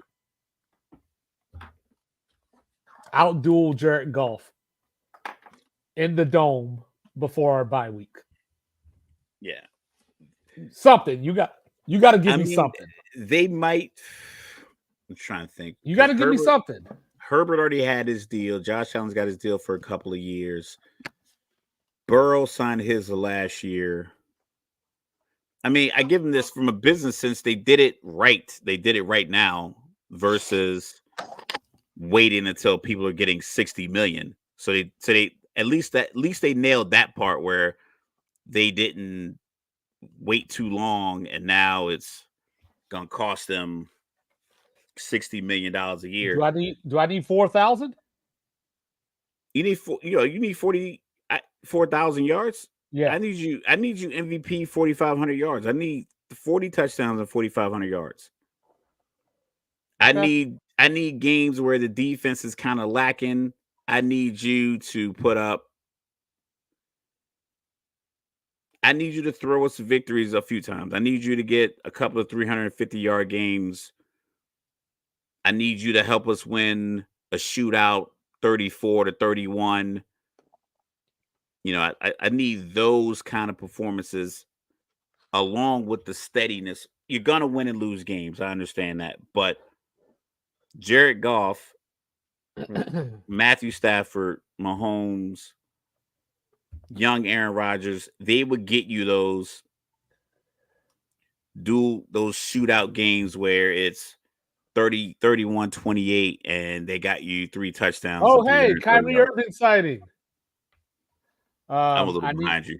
I need a home playoff game. Yeah, so yeah, you got to win the division. Well, you can get a And, home playoff game without a division. Oh no, actually, yeah. No, you yeah, can't. No, more than likely you can't. but yeah. But but that's the thing. You're in a winnable division. You got Will Levis, CJ Stroud, and Richardson. Say CJ Stroud is as good as he played last year and he improves on that. You just got to outduel him and win the division. If you split, that's fine. Protect home. But if you lose the home game, you got to win there. However, you got to split that. And I need you 5-1 in the division because I think you can beat the Colts because I don't think Richardson is seasoned enough because he's going to essentially his pseudo rookie year. Right. And he wasn't, I think he was like 40-50% completion percentage during his actual rookie year. So I can't imagine that coming off the injuries. And he got knocked out every game that he was in. So he still has to learn. So that those can be a couple of games that you win. Will Levis, I'm not sure if the relationship between him and Callahan is going to work out. So they have their divisions this year. They play the AFC East and they get the NFC North. So get me a win over Minnesota for sure. It's going to be Detroit. You said at Ford Field? Yes, at Ford Field. That's going to be tough.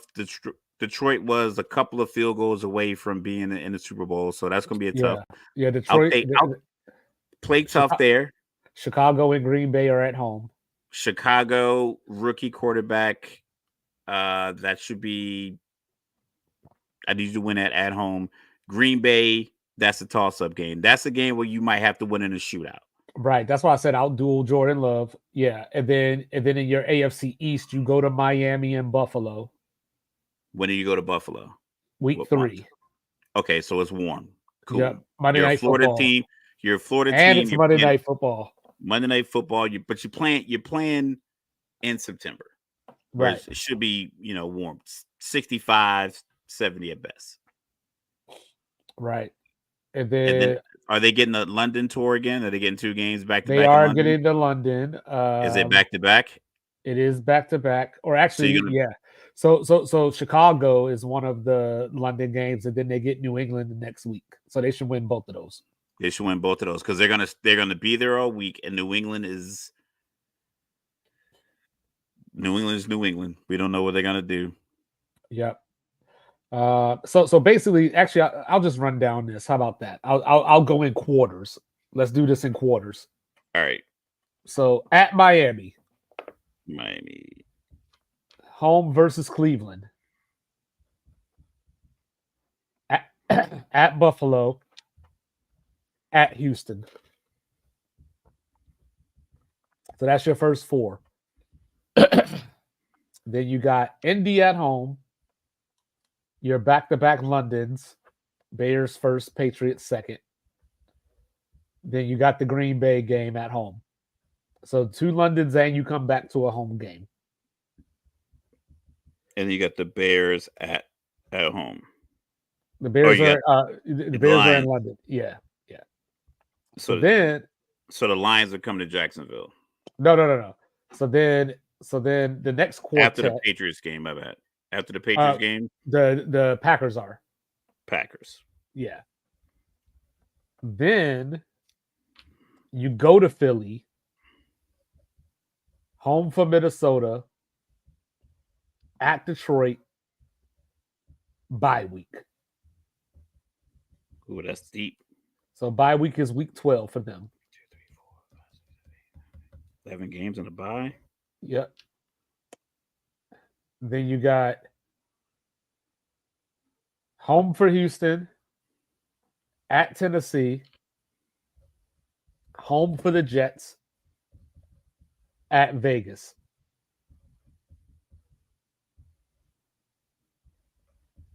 And then your last two games are at home against Tennessee and at Indy.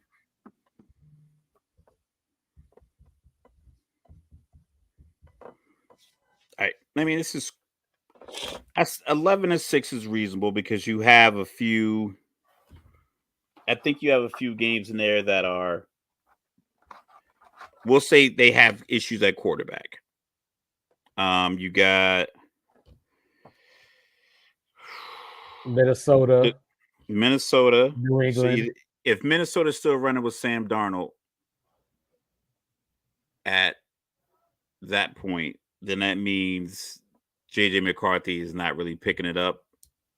And I can't imagine that Sam Darnold playing in week 9. Their record's really good still. So I imagine you're probably going to get the rookie. So that's a game. Las Vegas, I don't know what they did with the quarterback market, but that's a game. Not an issue. The Jets, I got to see how they look. I think their offensive line pieces that they added are old. I'm not sure how much Aaron Rodgers is engaged. And I mean, generally he plays whole season when he does play. He's pretty healthy, aside from a couple of years here and there. Right. But Tennessee, I think you have the quarterback advantage there. Indy, you have the quarterback advantage of both of those games. Chicago, because you're playing a rookie on the road who's, and depends if they followed like Buffalo's model where they left on Thursday to go to England.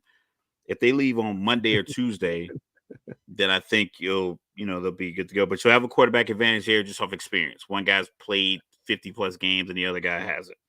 Right.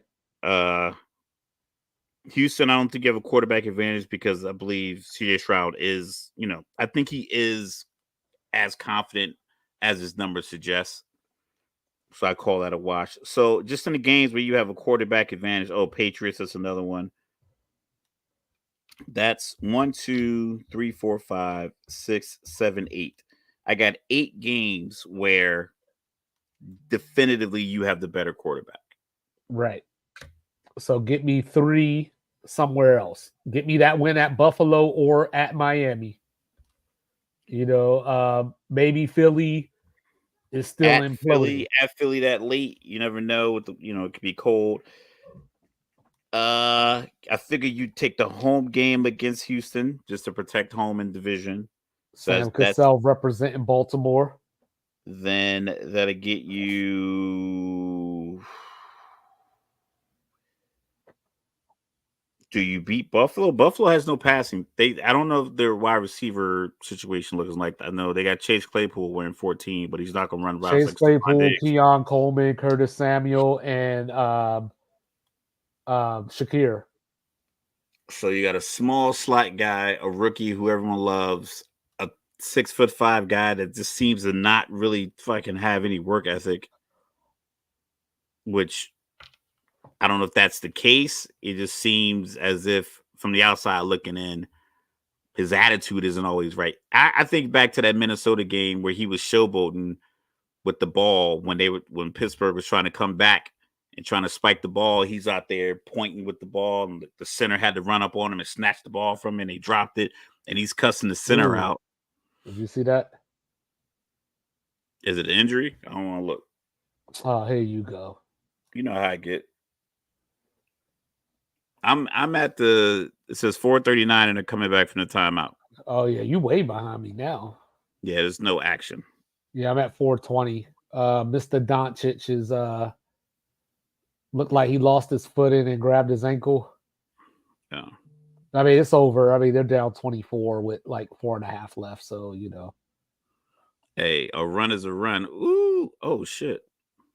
Yeah, he just looked like clumsiness. I mean, he's still in the game and everything, but it looked a lot worse than it was. Floor was probably just slippery. Look at Derek White. Oh man, Jason Tatum about to get this. He about to hit his 31st point right here. They're gonna give him the Finals MVP for having both slipped. For having the best game in the closeout. They both slipped. I know, but only one of them grabbed their ankle. I'm just saying, like, who fell in the middle of the floor? Y'all didn't clean it up. Here So he go. Tatum, Look at he just Tatum had clumsy. 20. He just made a layup and ran into the stanchion for no reason. Like I'm way behind. like he's like white Embiid, but like 6 inches shorter. Like just the clumsiest, aloof basketball players in the league. I guess because I've never been fast, like fast enough to fall while playing basketball. Like I'm not a mover like that.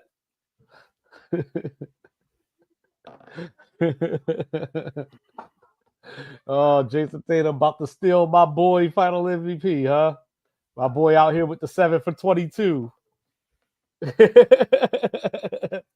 What, Jaylen Brown? Yeah. He got 20 points. I think it's 8 boards and 6 assists. But he's 7 of 22.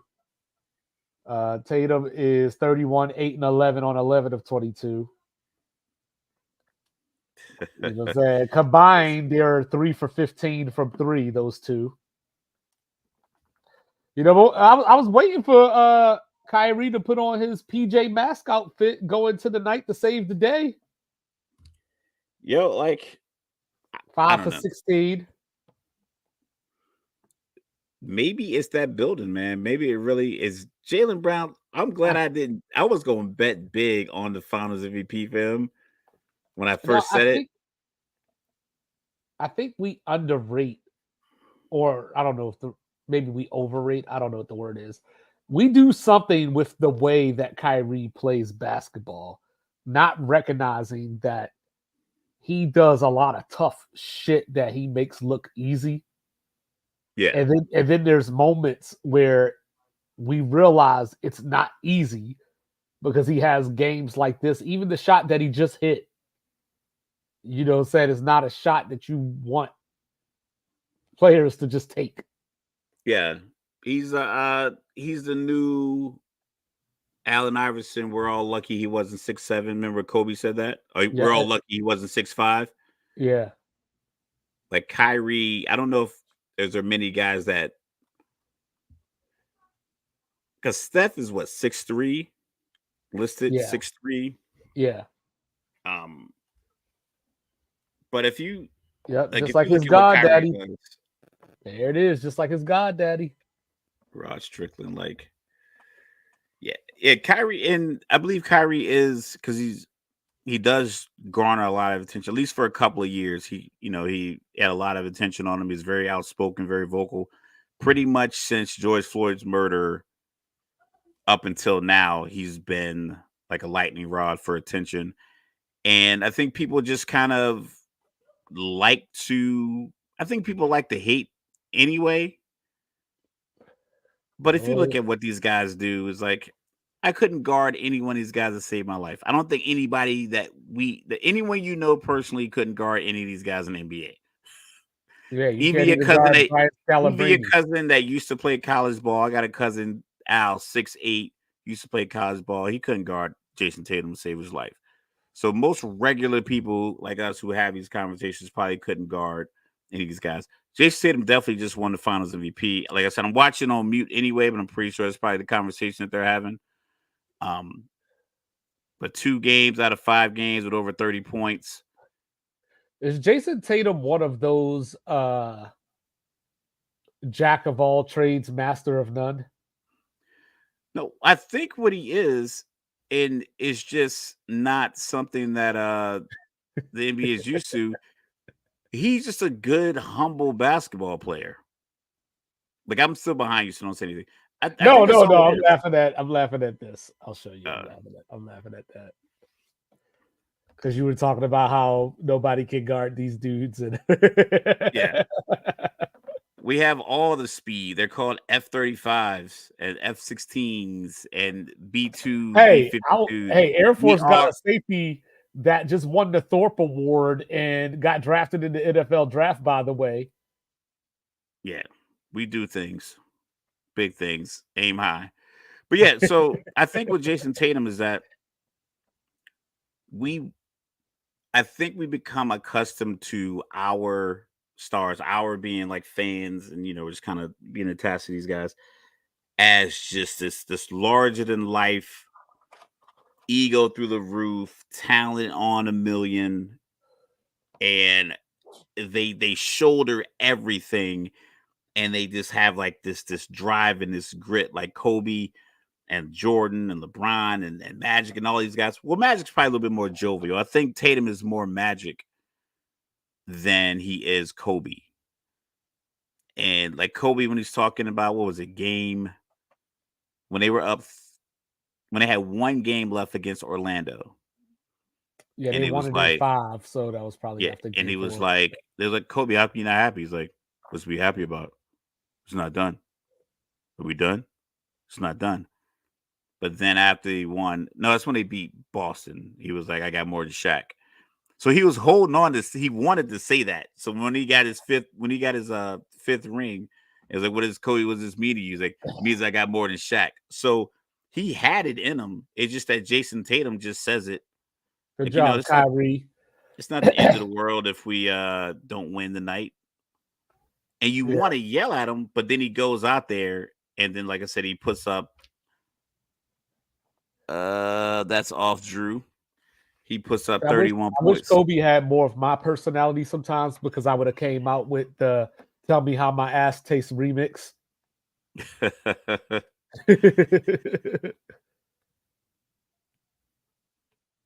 Oh, are they calling off the dogs?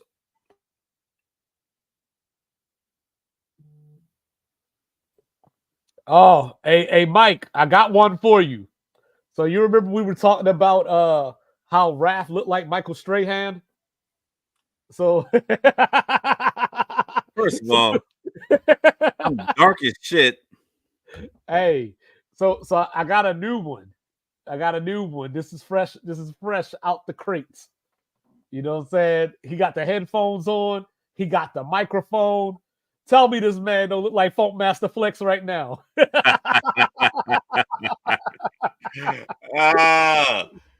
Focused. This is the last Sports Reports Order show.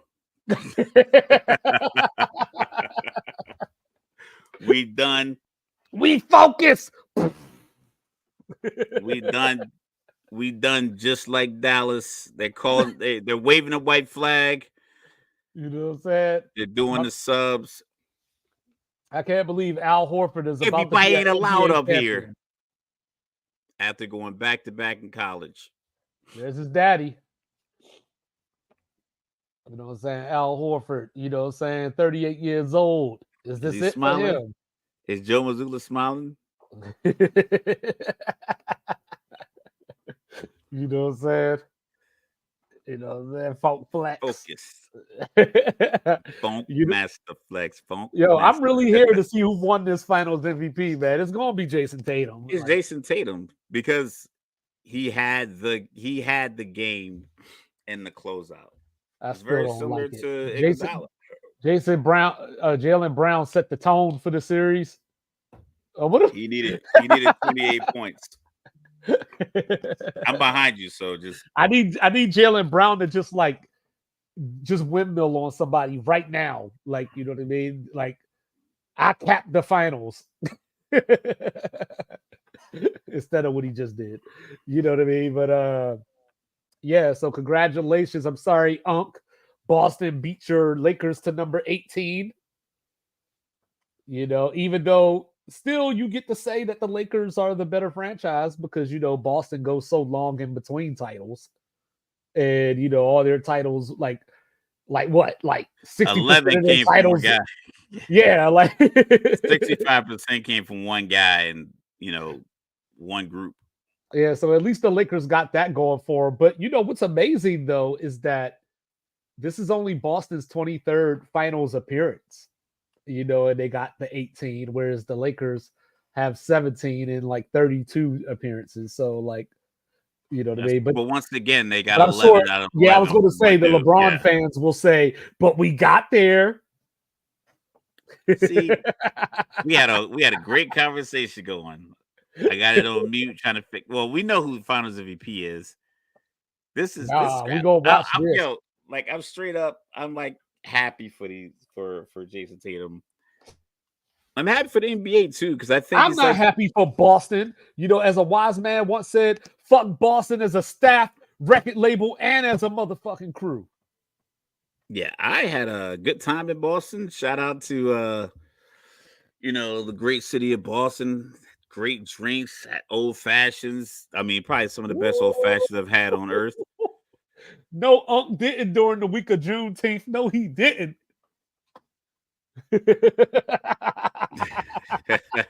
No, he didn't during the week of Juneteenth. They just had, luckily, they had Bill Russell on the team. They're like, listen, we got one, and we let him coach. Oh, yeah. Quick, get it off my chest, too. Bring Winning Time back. I don't care who got to sign the deal. Bring that show back. You can't have it end on Larry Bird beating Magic in the finals. That show ain't coming back, man. I don't know how shows don't come back. Like I said, I was watching Well, because Magic Rome when I shitted was on up it. for That's it. how. Like what was it? I saw like I said, I was watching that show Rome, and they said it was too expensive, and a year later, Game of Thrones came out. I'm like, I'm pretty sure it cost more. They were in like 5 continents or 5 countries to do Game of Thrones. But yeah, it's all good. Yeah, so man, this one thing I do enjoy is that it's no doubt. There's a no doubt series. It was I don't think anybody collapsed. I think just what happened was the better team, the team with more assets, You know what happened? utilize that to their greatest ability. You know what happened? A lot of people brought feelings to a fact fight. Saying they went back to 2016 and said that version of Kyrie is going to show up. Luca is, the next great player that should have won MVP. And then people said, I got Dallas. And that was literally it. You know what I Yeah, mean? there's no There like was no real. basketball reason. Yeah, there's no basketball reason, and I think that's what it was boiling down to is that you need 2 guys to get your core going. You just gotta get the rest of the guys around it to lock in. Yeah. Saying, look at this. I feel so sick right now. I do, man. Like Listen, I hate Boston, man. I never been there, but telling you, saying I'm from it's nice, Baltimore, man. so Yo, it's Orioles, clean. Red Sox style, all that good stuff. Saying Yo, I hate straight up. Boston. I'm not a tour but Boston, it was clean. I mean, granted, every major city has, its homeless population and whatever adverse drug population that, The only thing I unfortunately like about takes hold of Boston is people's New lives. Edition. But the city was clean, at least the parts that I went to. Fenway Park was dope. Like there was a concert going on, so we just kind of hang out around Fenway Park. Yeah. I do Downtown. like the Green Monster. I do like the Green Monster. Yeah, like it's a dope little city. Like I said, it's very clean. The only thing about it is that I was trying to get a drink at like 10 a.m. and everywhere was closed. I And do we like kept clam chowder. like, yeah, if we was in New York, we'd have a drink by now. That's what we just kept saying to each other. But it was like, yeah, it was dope. It's a dope city. It's a dope little city. Yeah, I was I just like, about to say. See, that's the second thing I like about Boston, right there. Al Horford's sister. That's oh the second wow. thing I like about Boston. Now I gotta wait. Now I'm looking at this silly ass phone to see what he's talking about. Said so you got Al Horford's sister, you got the Green Monster, say you got Cheers, you got New Edition. You run off a lot of stuff, man. I think it's convincing you. You should go check out just a because I want to Patriot protect my face. Hold up, a just because I want Patriots to protect Commanders my game. face. Just because I want to protect my face. I fuck with Benzino and the Made Men. You know what I'm saying? I don't need them stab wounds. You know what I'm saying? Like treat you like Paul Pierce and Benzino you up.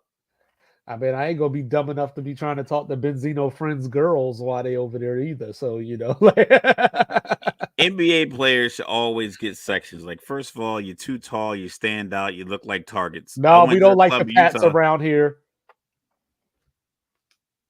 You know what I'm saying? We don't like the Pats. Hey, you know what I'm saying? They're a regular team now without Tom and Bill. We don't like Boston baked beans. What? Yeah, we don't like Boston baked What? beans. I'm about to get some tomorrow just because you said that. That's probably the best little dollar store candy you can get. I prefer pork and beans. No Nah, I'm talking Boston about baked beans. the candy. Yeah, that candy No, that that it shit is was disgusting. right next to the lemon heads. Shut it down. The peanut Go chews to were better. wow. Oh yeah, I did say I like clam chowder, so I do like clam chowder.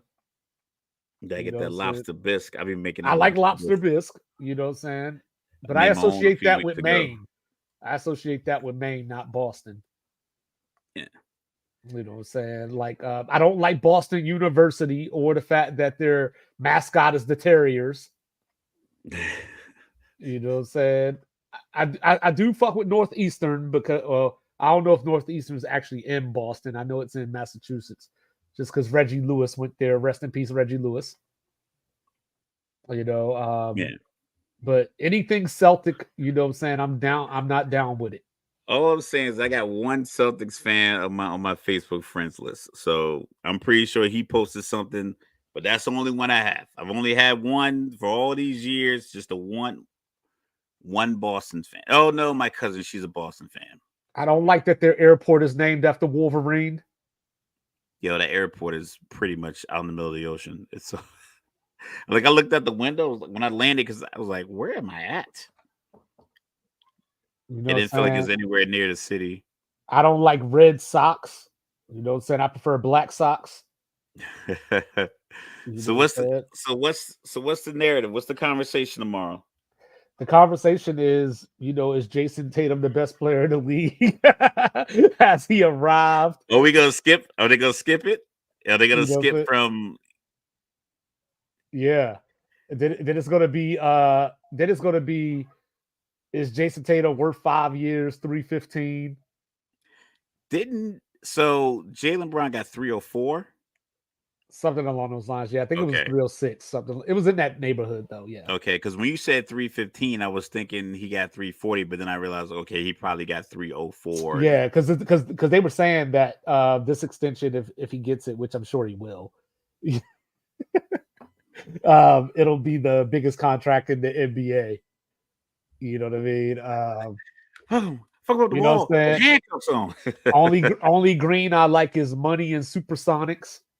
You know what I'm saying?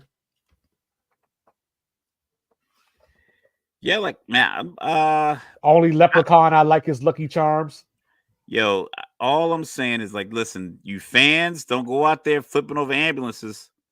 Nah, they can get away with it. They got the complexion for protection. Nah, they gonna get maced too. You know what I'm saying? Boston. It was inevitable. We like my thing is this. Change your accents. As we You know what I'm watch saying? Be American, damn it. we watch the NBA season all year. Of course, we'll do a recap on one of our next episodes as we build on the draft. It was a conversation I had with you. It was like, why is Boston not being given more like belief and or credit like for their season? Missoula. I just felt as if people were still picking Milwaukee after they fired their coach midseason and brought in Doc Rivers. Yeah. I'm like, come on, like none of that made any sense for me. Is like, oh yeah, I'm gonna rely on this because you got a guy starting over literally 51% way through the season who doesn't have a great track record of lasting through the playoffs. So I was like, they were out. Miami was out because they just they weren't going to have the firepower and they weren't going to make a move to get anybody in there that's a real scorer because they want to, play the Miami way. Right. Who else? New York. We always feel like New York was going to get beaten up by Tibbs. Like even if these injuries didn't happen, the conversation was they were going to get injured because of they Tibbs. were just going to run out of gas. Yeah. And like a rolled ankle or a pulled hamstring, I don't know if that has anything to do with the coach and how many minutes you play, because you could get that pulled hamstring in the first minute of the next game. If you play 37 minutes Friday night and then the next game's Sunday, you could pull that hamstring in the first minute. So I don't know if that really is associated with him, but we knew it was going to come down to New York was going to get beaten up by their coach. Right. So this through attrition, I was like, Boston's the only team left that had just that solid core that was going to be there through the end.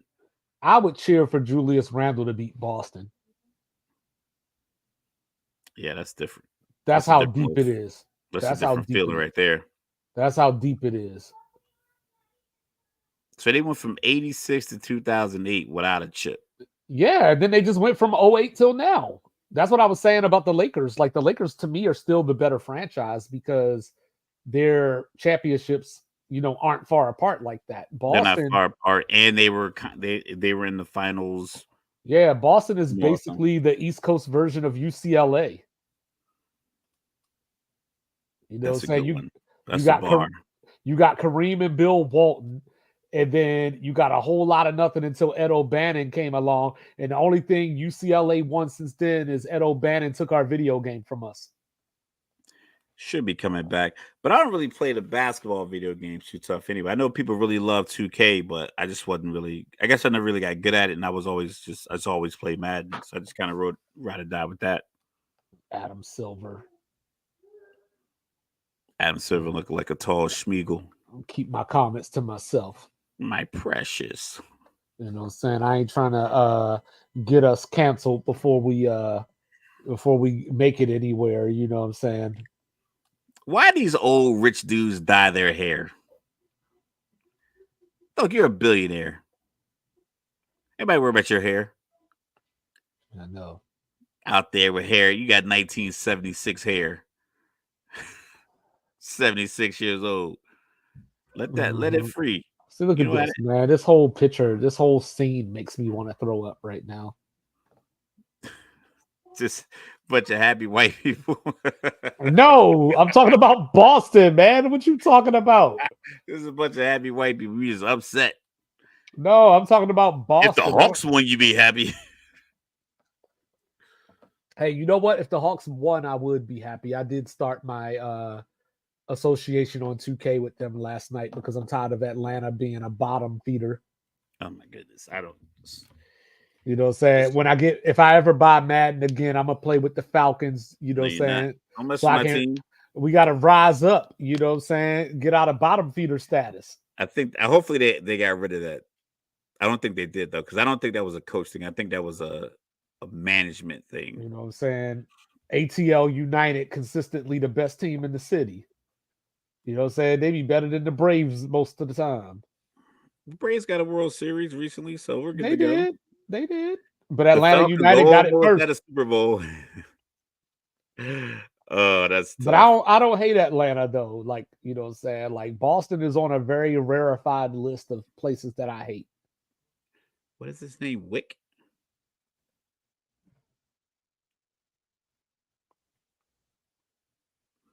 Joe Mazzulla, Finals MVP. Can a coach win Finals MVP? I doubt it.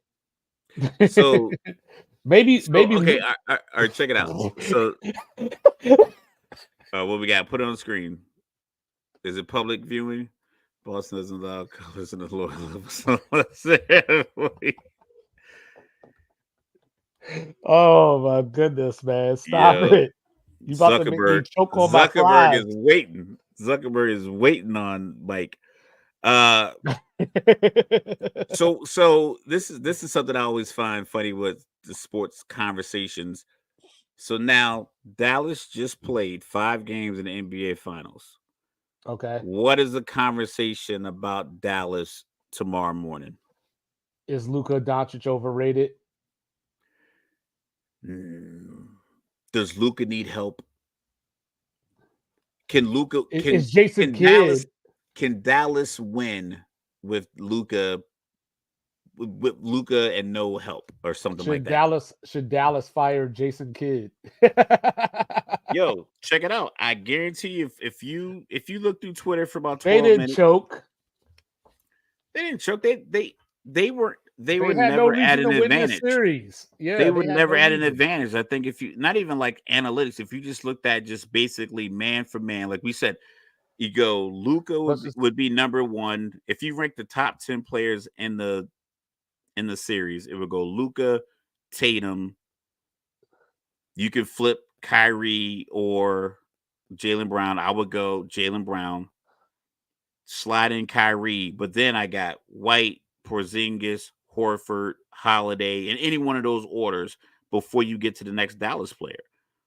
And it's not as if like that next Dallas player was going to be a guy that can make an impact the same way Derek White is, because those guys don't create their own points. All their points comes off of Luka and Kyrie's streakiness. Because yeah. if Luka and Kyrie get hot and they're causing trouble in the paint, then that Oh causes shit! them to get help. Oh shit! They did the right thing.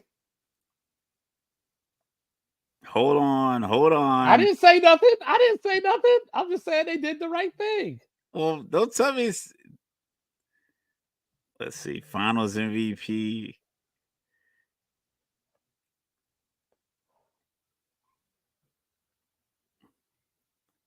There it is. The upset of the year. We got the upset of the year.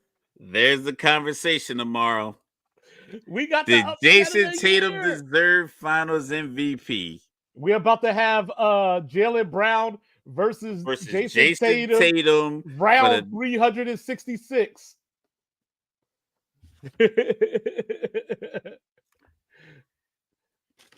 Hey. Oh man, like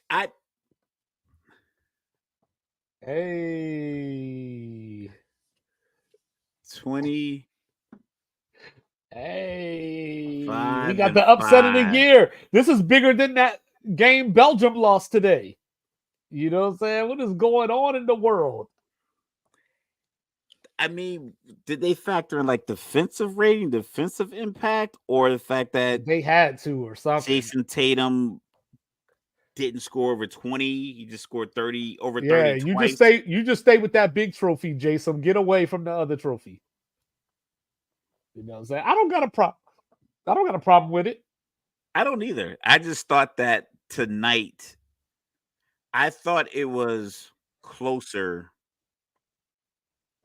than I knew Jaylen Brown. I thought they were going to give him the "you're the leader of the team" stimulus.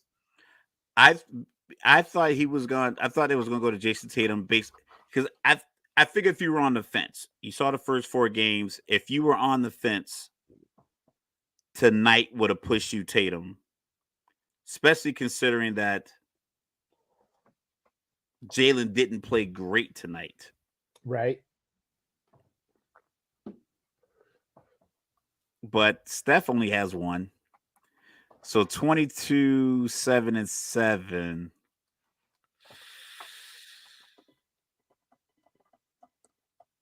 Can you go co?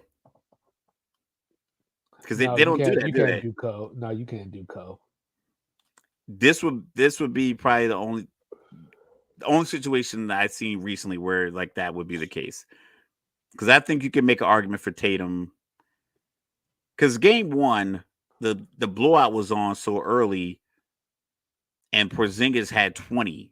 Mm-hmm. So you're assuming you probably come to that game thinking you get 10 points out of Porzingis. Right. And then you split that other 10 between Jaylen and Jason, and they both are sitting at 23 to 24 points. And then game 2 was the Drew Holiday game. Game 2 is Drew Holiday, and he just you just feed the hot hand. That's what happens when you have a team. Like I said, 8 guys have green lights. But game 3 was the game that Tatum came out and established himself. You know, I think he didn't. But Jaylen Brown hit the closeout jump. He hit the jumper to put him up 5. Right. So he was part of the block foul, whatever. He was. I think he just was in those crunch time moments. Like I said, we talked about it with the Eastern Conference Finals when Jason Tatum had 10 points in overtime, but Jaylen Brown hit the 3 to put him there. So it's like, I think it's just those parts. They just kind of took those snapshots. Like, boom. I remember he was here for that. He was here for that. Mm-hmm. If Jason Tatum hits that jumper that puts them up 5 or 6 at the end of game 3, I think that's what people would remember. But Al Horford, most games in NBA history before his first title. Yeah. There's probably guys who have more games that don't have titles already. That's a good point. That's a conversation tomorrow. You know what I mean? Did they get Finals MVP right? That's a conversation where people are going to argue all day about was Jaylen Brown really the MVP, or if it should have been Tatum, or Well, that could get you a good 30 minutes right there. Yeah, but the problem is people aren't going to talk about it logically like you and I or people that we converse with. It's going to be beating on the table and it's going to be watching the scoreboard. It's going to be people who didn't watch the game. I'm predicting Stephen A. Smith goes on some kind of tangent. I can't believe fucking Porzingis is a champion. All these dudes they used to play in Washington now playing this game. Well, I wasn't even going there. Like, I was just going off of Porzingis, period. Like, Phil Jackson punching the air somewhere. That was one of those draft picks that the Knicks people just booed it. I'm like, I think because people forgot about Andrea Bargnani because he went number 1 overall. Yep, to Toronto. They thought that was going to be the new wave, the 7-foot, foreigner. And it's like, yeah, it was hot, but all of them are going to hit just the same way. All the American players don't pop. I just had the wildest thought too. What's that? I'm gonna have to tell you that one off air. All right. That one ain't for public consumption, but yeah, Donnie Wahlberg and them new teeth. I mean, I guess I can muster up the gander, if you will, to say congratulations to the Boston Celtics.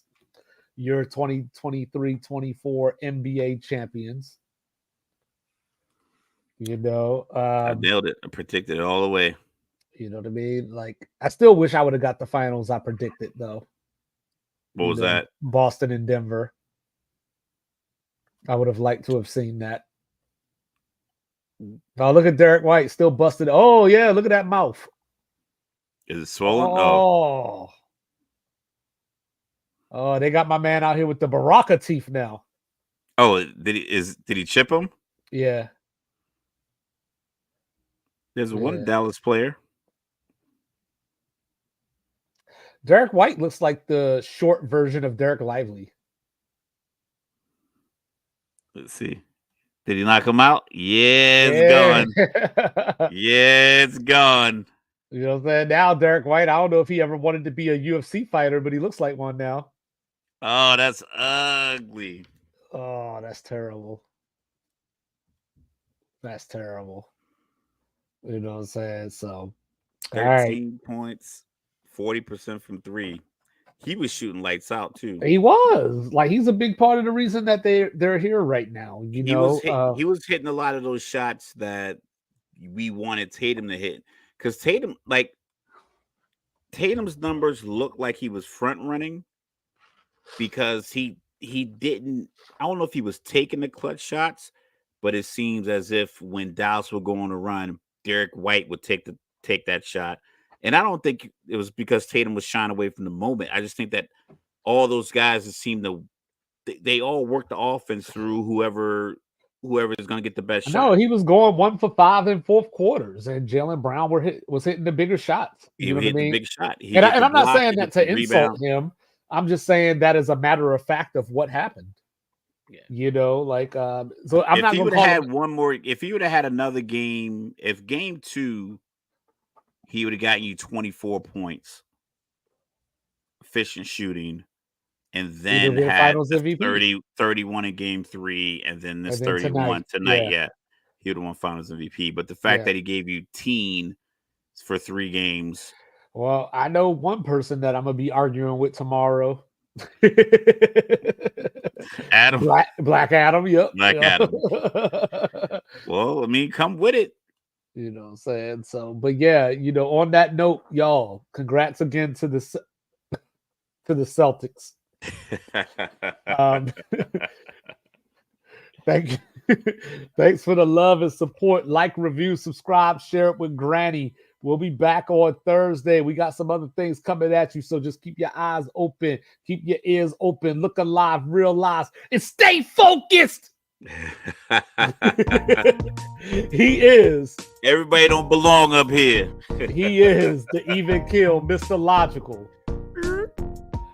I am 2-5.